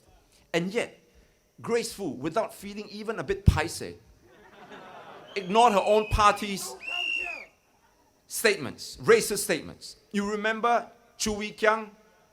He's in jail now, I think. He said the Little India was Hey Chee because there were so many Indians there. Another PAP member said that a busload of kindergarten Malay students resembled terrorist trainees. More recently, PAP MP Denise Phua had to apologize because she made some disparaging remarks about foreign workers in Little India. Even Mr. Lee Kuan Yew, the late Lee Kuan Yew, made disparaging remarks about the Malays for which he had to apologize. And yet, Grace Fu can stand there with a straight face and insinuate that SDP is racist. Example 2. Halimah Yacob said that Singaporeans are Asian and we respect our elders. But then Singapore is about the only Asian country that continues to make our elderly people work to clean tables and wash toilets. I've had friends and relatives visit from overseas, and I go out to the hawker centers to eat with them. And they express shock when they see our amas and akongs have to continue to toil in such back-breaking jobs just to eke out a living. Respect our elders? Really?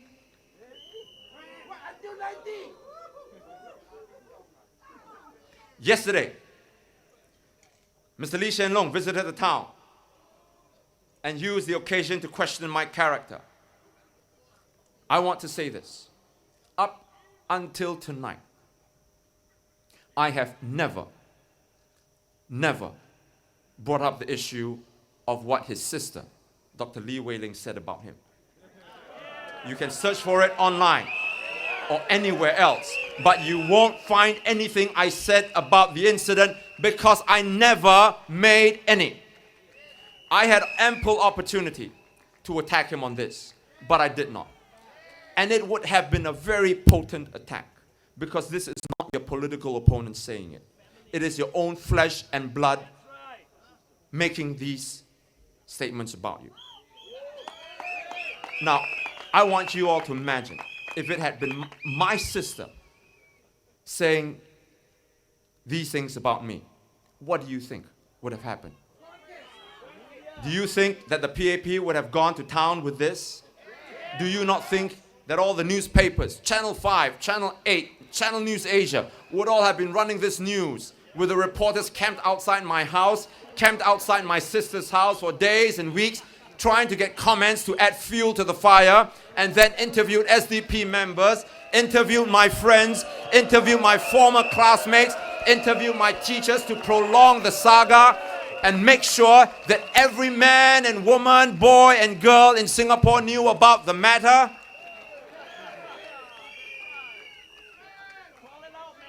I bring up this incident because I want to show you that even though I had the perfect opportunity, I refrained from using Dr. Lee Wei Ling's the dispute with a brother, because that's not the kind of politics that I want to engage in. And even though I did not attack Mr. Lee, he has no hesitation in continuing to disparage me. I may not agree with his policies or his political ideas, but I would not attack him on such a personal level. You say that the SDP is racist when your own members, leaders, make racist remarks. You say that I don't respect the elders when you treat our elderly people in such a heartless and disgraceful manner, and you attack my character. Please, my fellow Singaporeans, please don't fall for it. No one is as good as the PAP says they are. No one is as bad as the PAP says he is. We are all human beings. We have our weaknesses and we have our strengths. We all make mistakes. But please, let's not glorify ourselves and demonize our opponents for our own political gain.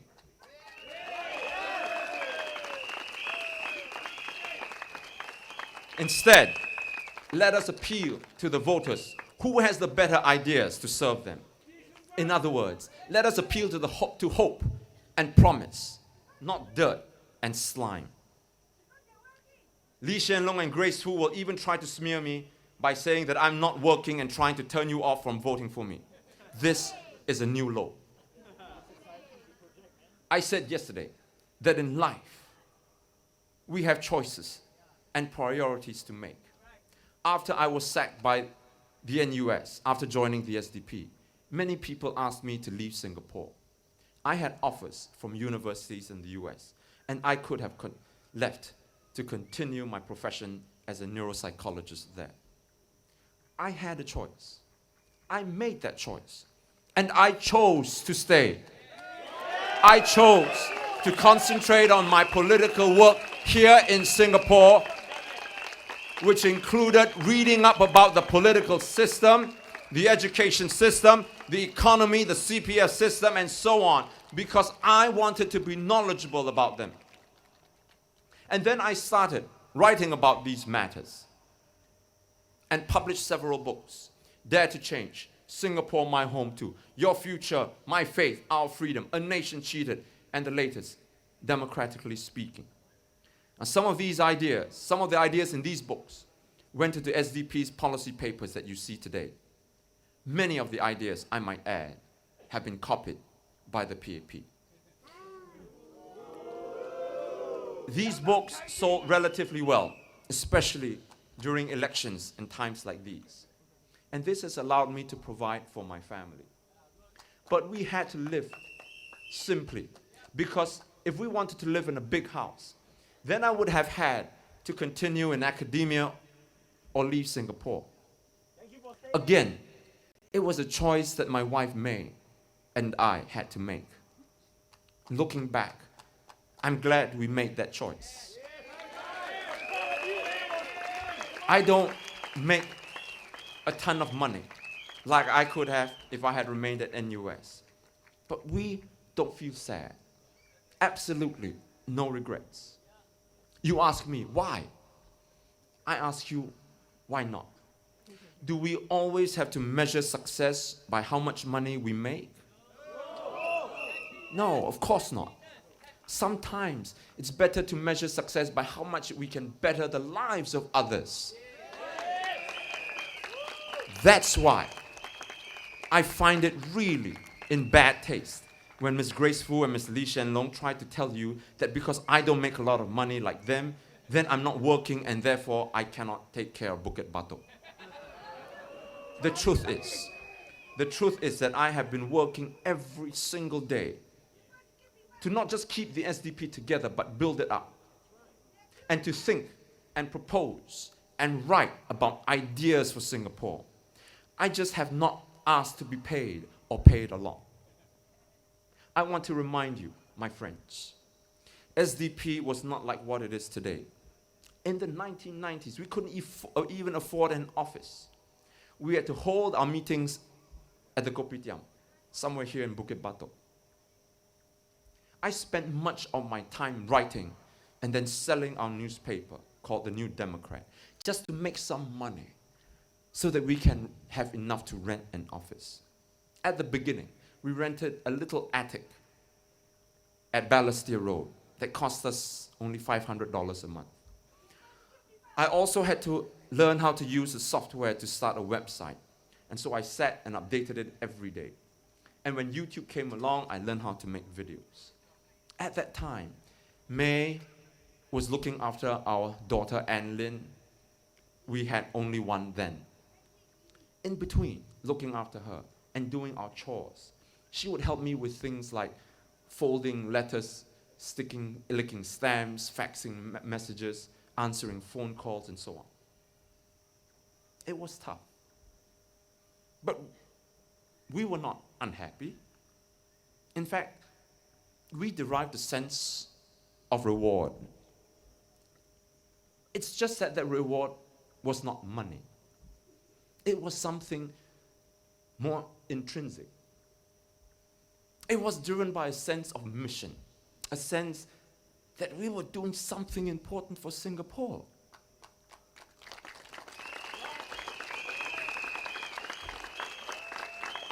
That experience, all these years, it brought us closer.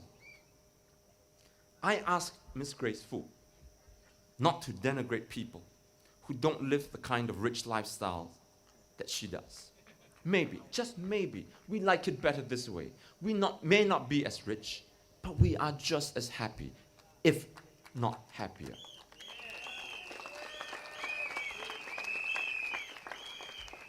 It went on like this for many years, and slowly, especially with the help of the internet, people started to see what we were doing. They started to join us, and SDP started to grow. And from just May and I sitting in the office, I am so proud to tell you today that we have an honest-to-goodness party apparatus with first-class, ground operations, communications, fundraising, secretariat, logistics, IT, and policy research teams.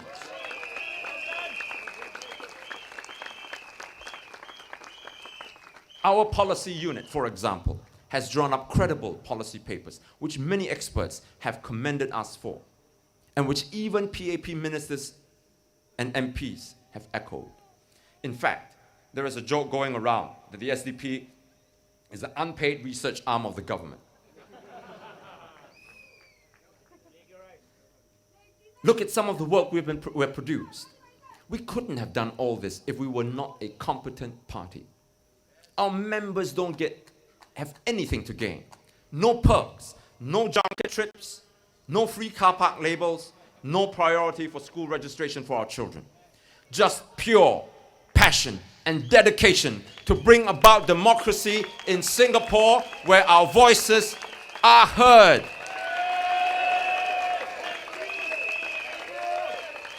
That's the kind of passion and dedication that we will bring to Bukit Batok and to make this town the community that we all want it to be.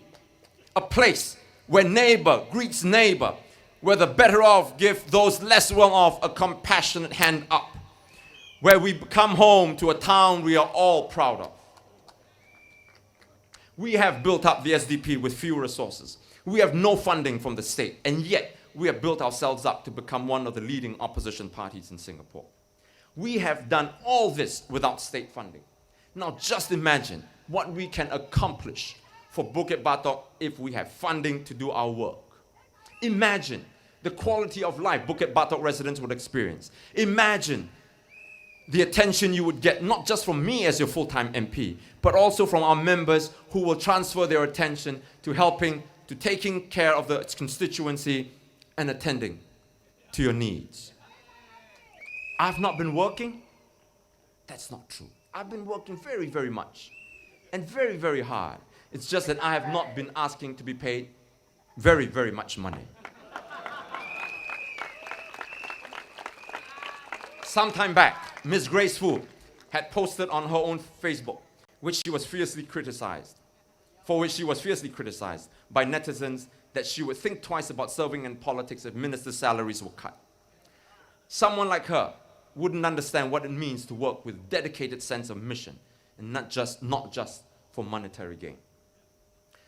I'm not saying that it's wrong for her to want to be rich, but that it is wrong that she should look down and mock people who don't see getting rich in public life as a motivating factor. My friends, don't be impressed by titles and wealth and power. Instead, be impressed by commitment, dedication, and compassion, because the former serves the individual, the latter serves humanity. To build up a party, you need to inspire people. You need to motivate members and volunteers. You need to lead by example. You need to provide a sense of direction, and most of all, you need to be there. You need to lead from the front, and you need to do it full time.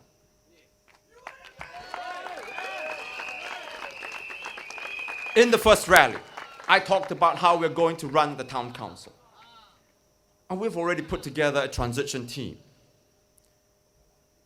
We have to effect a smooth takeover of the town council and how we're going to effectively manage the Bukit Batok housing estate. That is our top priority.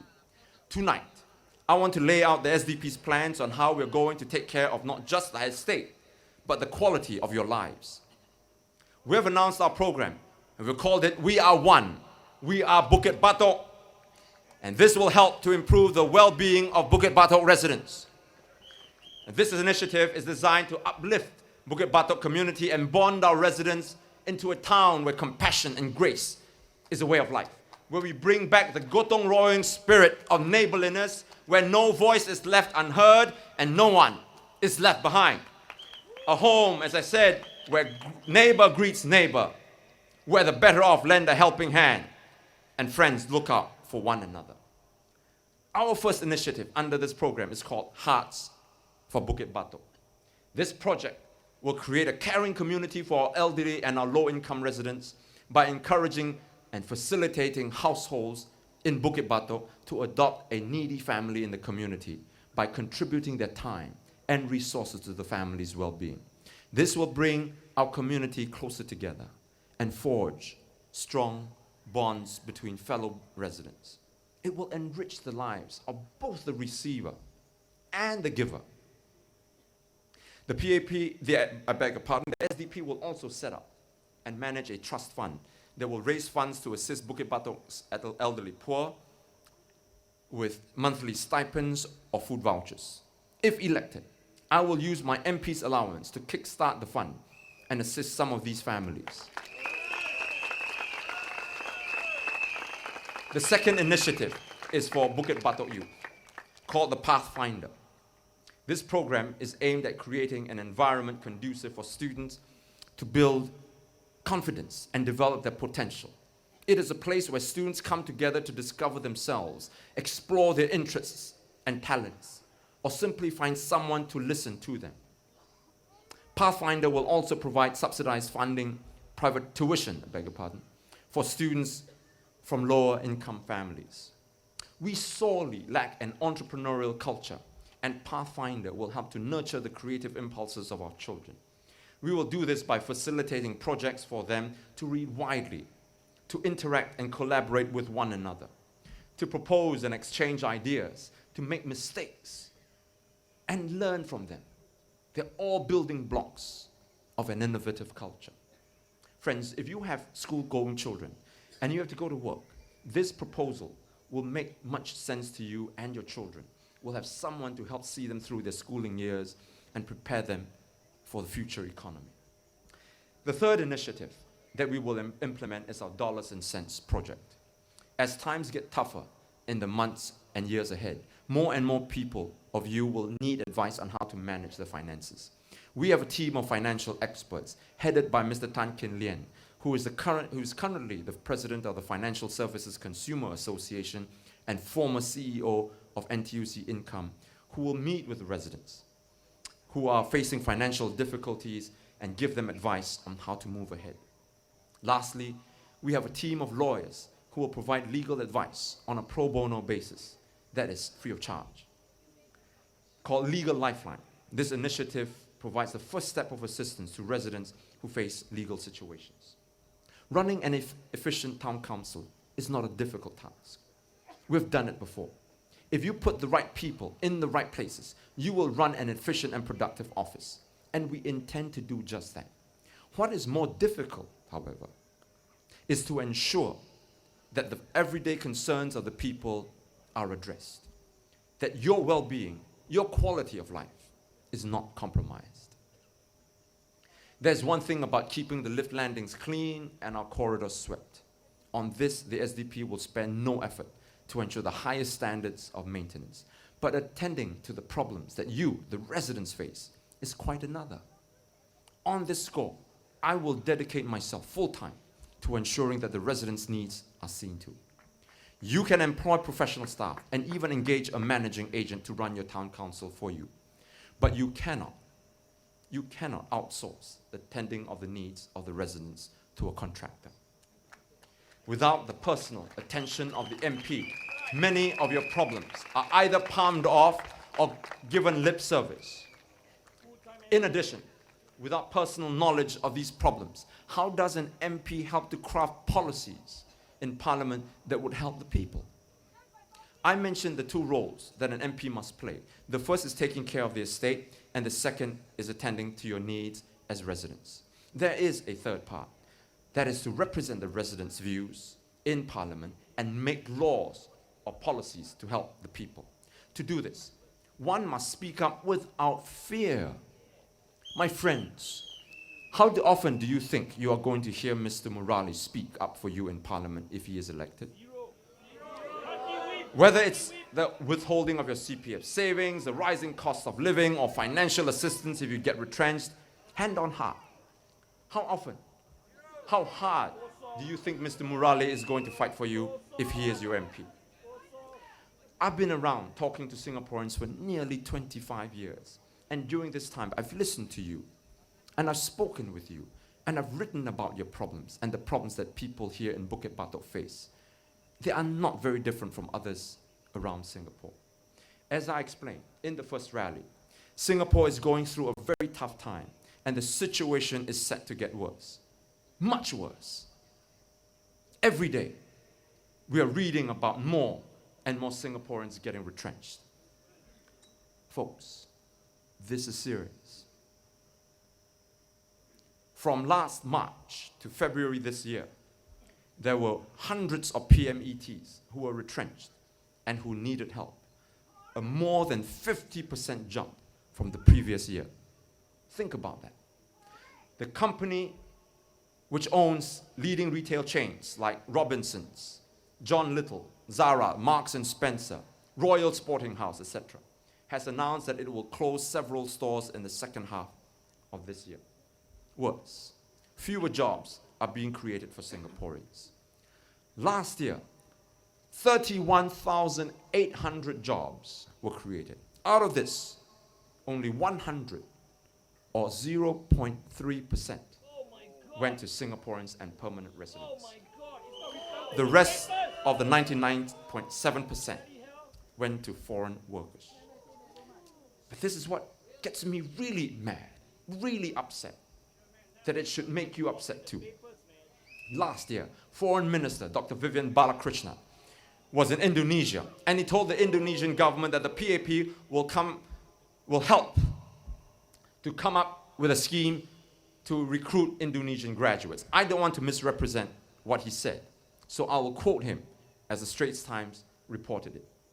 He said, and I quote, "We believe Indonesian universities and technical institutes will produce many graduates with digital skills, that we are thinking of launching a scheme in which Singapore companies which are looking for talent will be able to recruit talent here, deploy them here, and provide services for the rest of the world," unquote. He was speaking in Indonesia. The question I have is, why is our foreign minister going to another country and helping to come up with a scheme to help the graduates of that country? Why can't our government spend its energy on our companies in our own country to create jobs for our own graduates instead of discouraging our young people from pursuing university education? Minister Khaw Boon Wan said, and I quote, "If graduates cannot find jobs, what's the point? You own a degree, but so what? That you cannot eat. If that cannot give you a good life, a good job, it is meaningless," he said. Ms. Indrani Raja, when she was the Minister of State for Education, also discouraged poly and IT graduates from pursuing a university education. But that's not all, my friends. While Mr. Khaw Boon Wan says no need to get a degree, Dr. Vivian Balakrishnan wants to help our companies recruit graduates from Indonesia. Do you know what the PAP is doing? It is giving financial assistance to foreign students to study at our universities. Listen to this. Non-Singaporean students make up about 15 to 20% of the total number of university students in Singapore. And I hear that it's actually more than that. About 1,700 scholarships are given to students from non-ASEAN countries each year to study in our universities. These scholarships amount to between $18,000 to $25,000 for one undergraduate. This is non-ASEAN countries. Another 150 scholarships are awarded to students from ASEAN countries. All these scholarships cost the Singaporean public $36 million each year. In addition, almost all non-Singaporean students receive tuition grants from the MOE in return for a bond to work in Singapore for 3 years upon graduation. These grants amount to more than $210 million a year. What sort of government discourages its own people from pursuing university education, and then gives out hundreds of millions of dollars to foreign students to come here to study. Does that make sense to you? In fact, there are many scholarships in Singapore which Singaporeans are barred from applying. What is happening? And what happens when the world changes, which is what is happening all the time? And the economy then demands university graduates with the necessary skills. Then what? What will Mr. Kaur and Ms. Indrani Raja tell those who heeded their advice and did not pursue a degree while they could? If our youngsters want to pursue higher education while they can, and they are discouraged from doing so, they could miss the window of opportunity and regret it for the rest of their lives if the economy changes and the PAP changes its mind. It is not the place of the government to tell the people what kind of degree they should pursue. Worse, it should not be doing this because it fears that there will be too many graduates without jobs. Rather, the government's responsibility is to ensure that it facilitates an economy that will provide the maximum number of jobs for the talent that our schools and universities produce. The bleak economic outlook is made worse by the fact that the PAP is making tons of money from the people through land usage in Singapore. Land is being sold by the government at a huge profit. The government is the largest landowner and landlord in Singapore. It owns huge plots of land throughout the island, and it determines the price at which each parcel of land is sold to the HDB and to private developers. This means that the government controls sale prices of new HDB flats, commercial rental, and tender prices for private developers. Not only that, the PAP then sets up giant companies like Capital Land and Maple Tree to further make money from real estate. Businesses have to rent or buy office space, and the higher the rentals and commercial property prices, the higher the overheads for these businesses. These overheads, their costs, are passed on to the consumer. In other words, high land prices mean higher rentals, which means the things that we buy are more expensive. And when land gets too expensive, even international businesses cannot survive here. Retail giants, I mentioned earlier, cannot take the high rental in Singapore and have moved out or will move out. Go down to Orchard Road and you see many shops shuttered nowadays. Even oil companies like Technip, McDermott, Subsea 7 have all relocated to KL, and they cite high real estate costs as a reason. I've heard over and over again how hard it is for businesses to survive in this high-cost environment. All they seem to be doing is collecting rent for the government. And when these companies close down or move out of Singapore, you, my friends, you are the ones who are going to get retrenched. Remember, the land belongs to all of us, and it shouldn't be used by the government for profit to make life so stressful and so tough for the citizens. Instead, land should be used for the common good of all the people and to make life easier, not harder for us. I will raise this issue in Parliament if elected and press the government to re-examine its land pricing policy and ensure that it helps both the business owner as well as you, the consumer.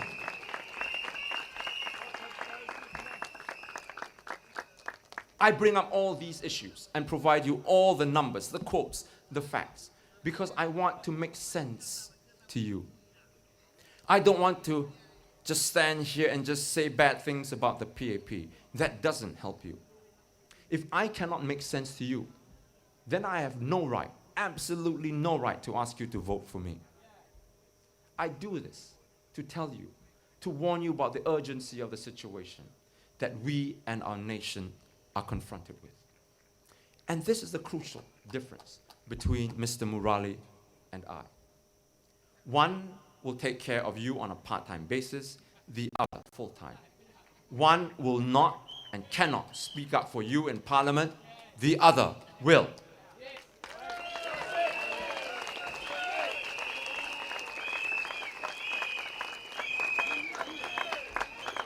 If one is going to discharge the responsibility of an MP, well, then I don't see how you can do it on the weekends only. I just cannot see how you can do this on a part-time basis. You work in your office 8, 9, 10 hours a day, and by the time you're done, you're so tired you won't have the energy to give your all. And I mean all. Not outsourcing your work to managing agents and grassroots volunteers.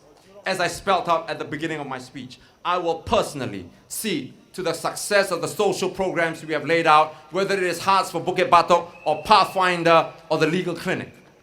And the reason why I am able to say this, the reason that I dare to commit to these projects is because I will do the work full time and will be able to give you my undivided attention.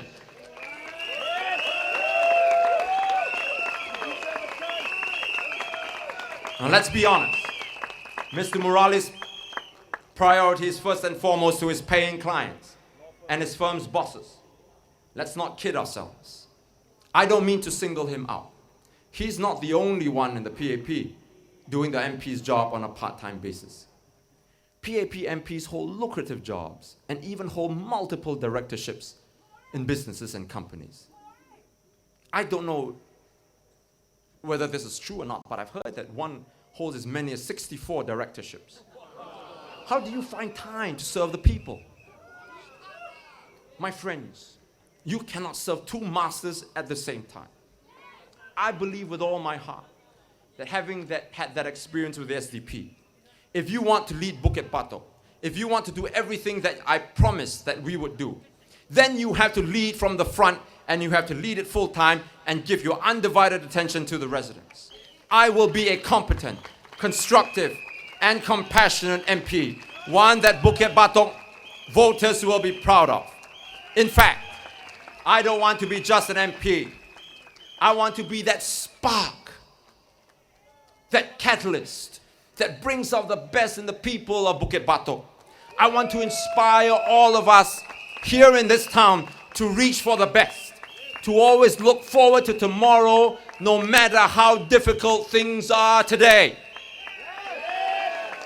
I want to appeal to the better angels in all of us and to discover that side of our community that we didn't know we had, so that together we can build a compassionate town, a town that will, dare I dream, become the model and one day spread to all of Singapore.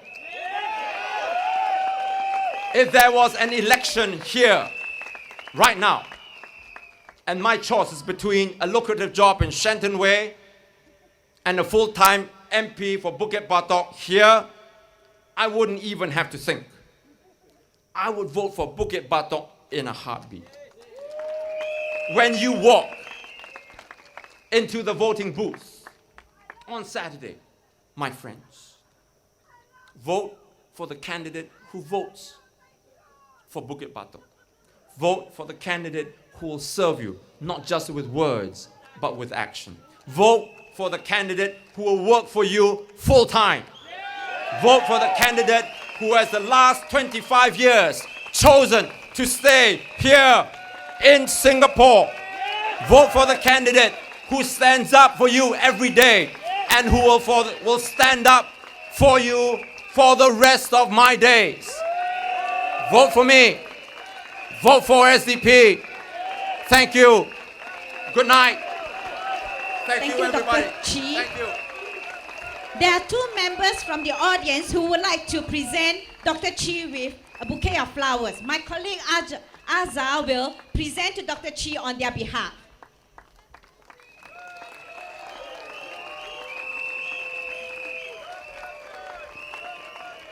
Also, there are two residents from other constituencies who would like to honor Dr. Chee with garlands and shawls.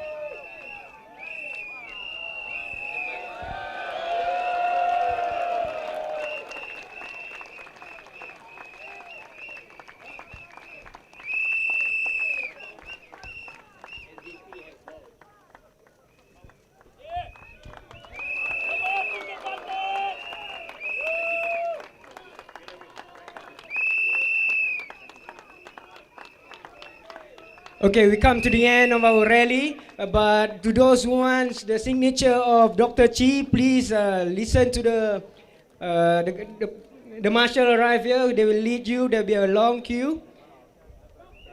Okay, for now we have our balls playing time. There will be 2 balls, one on the left and one on the right. Let's all push to one another to the opposite direction. 让我们现在展现我们五级八都居民的团结精神，大家齐心合力的把这粒大气球推向前方。气 Yeah. 球就代表新加坡的未来，靠的是我们人民的力量和推动力，才能够继续前进。新加坡民主党也永远站在人民这一边。 Okay, the queue will start Jayo. from here. Basically, this symbolizes the unity of Bukit Batok residents. We want everyone to push the ball no matter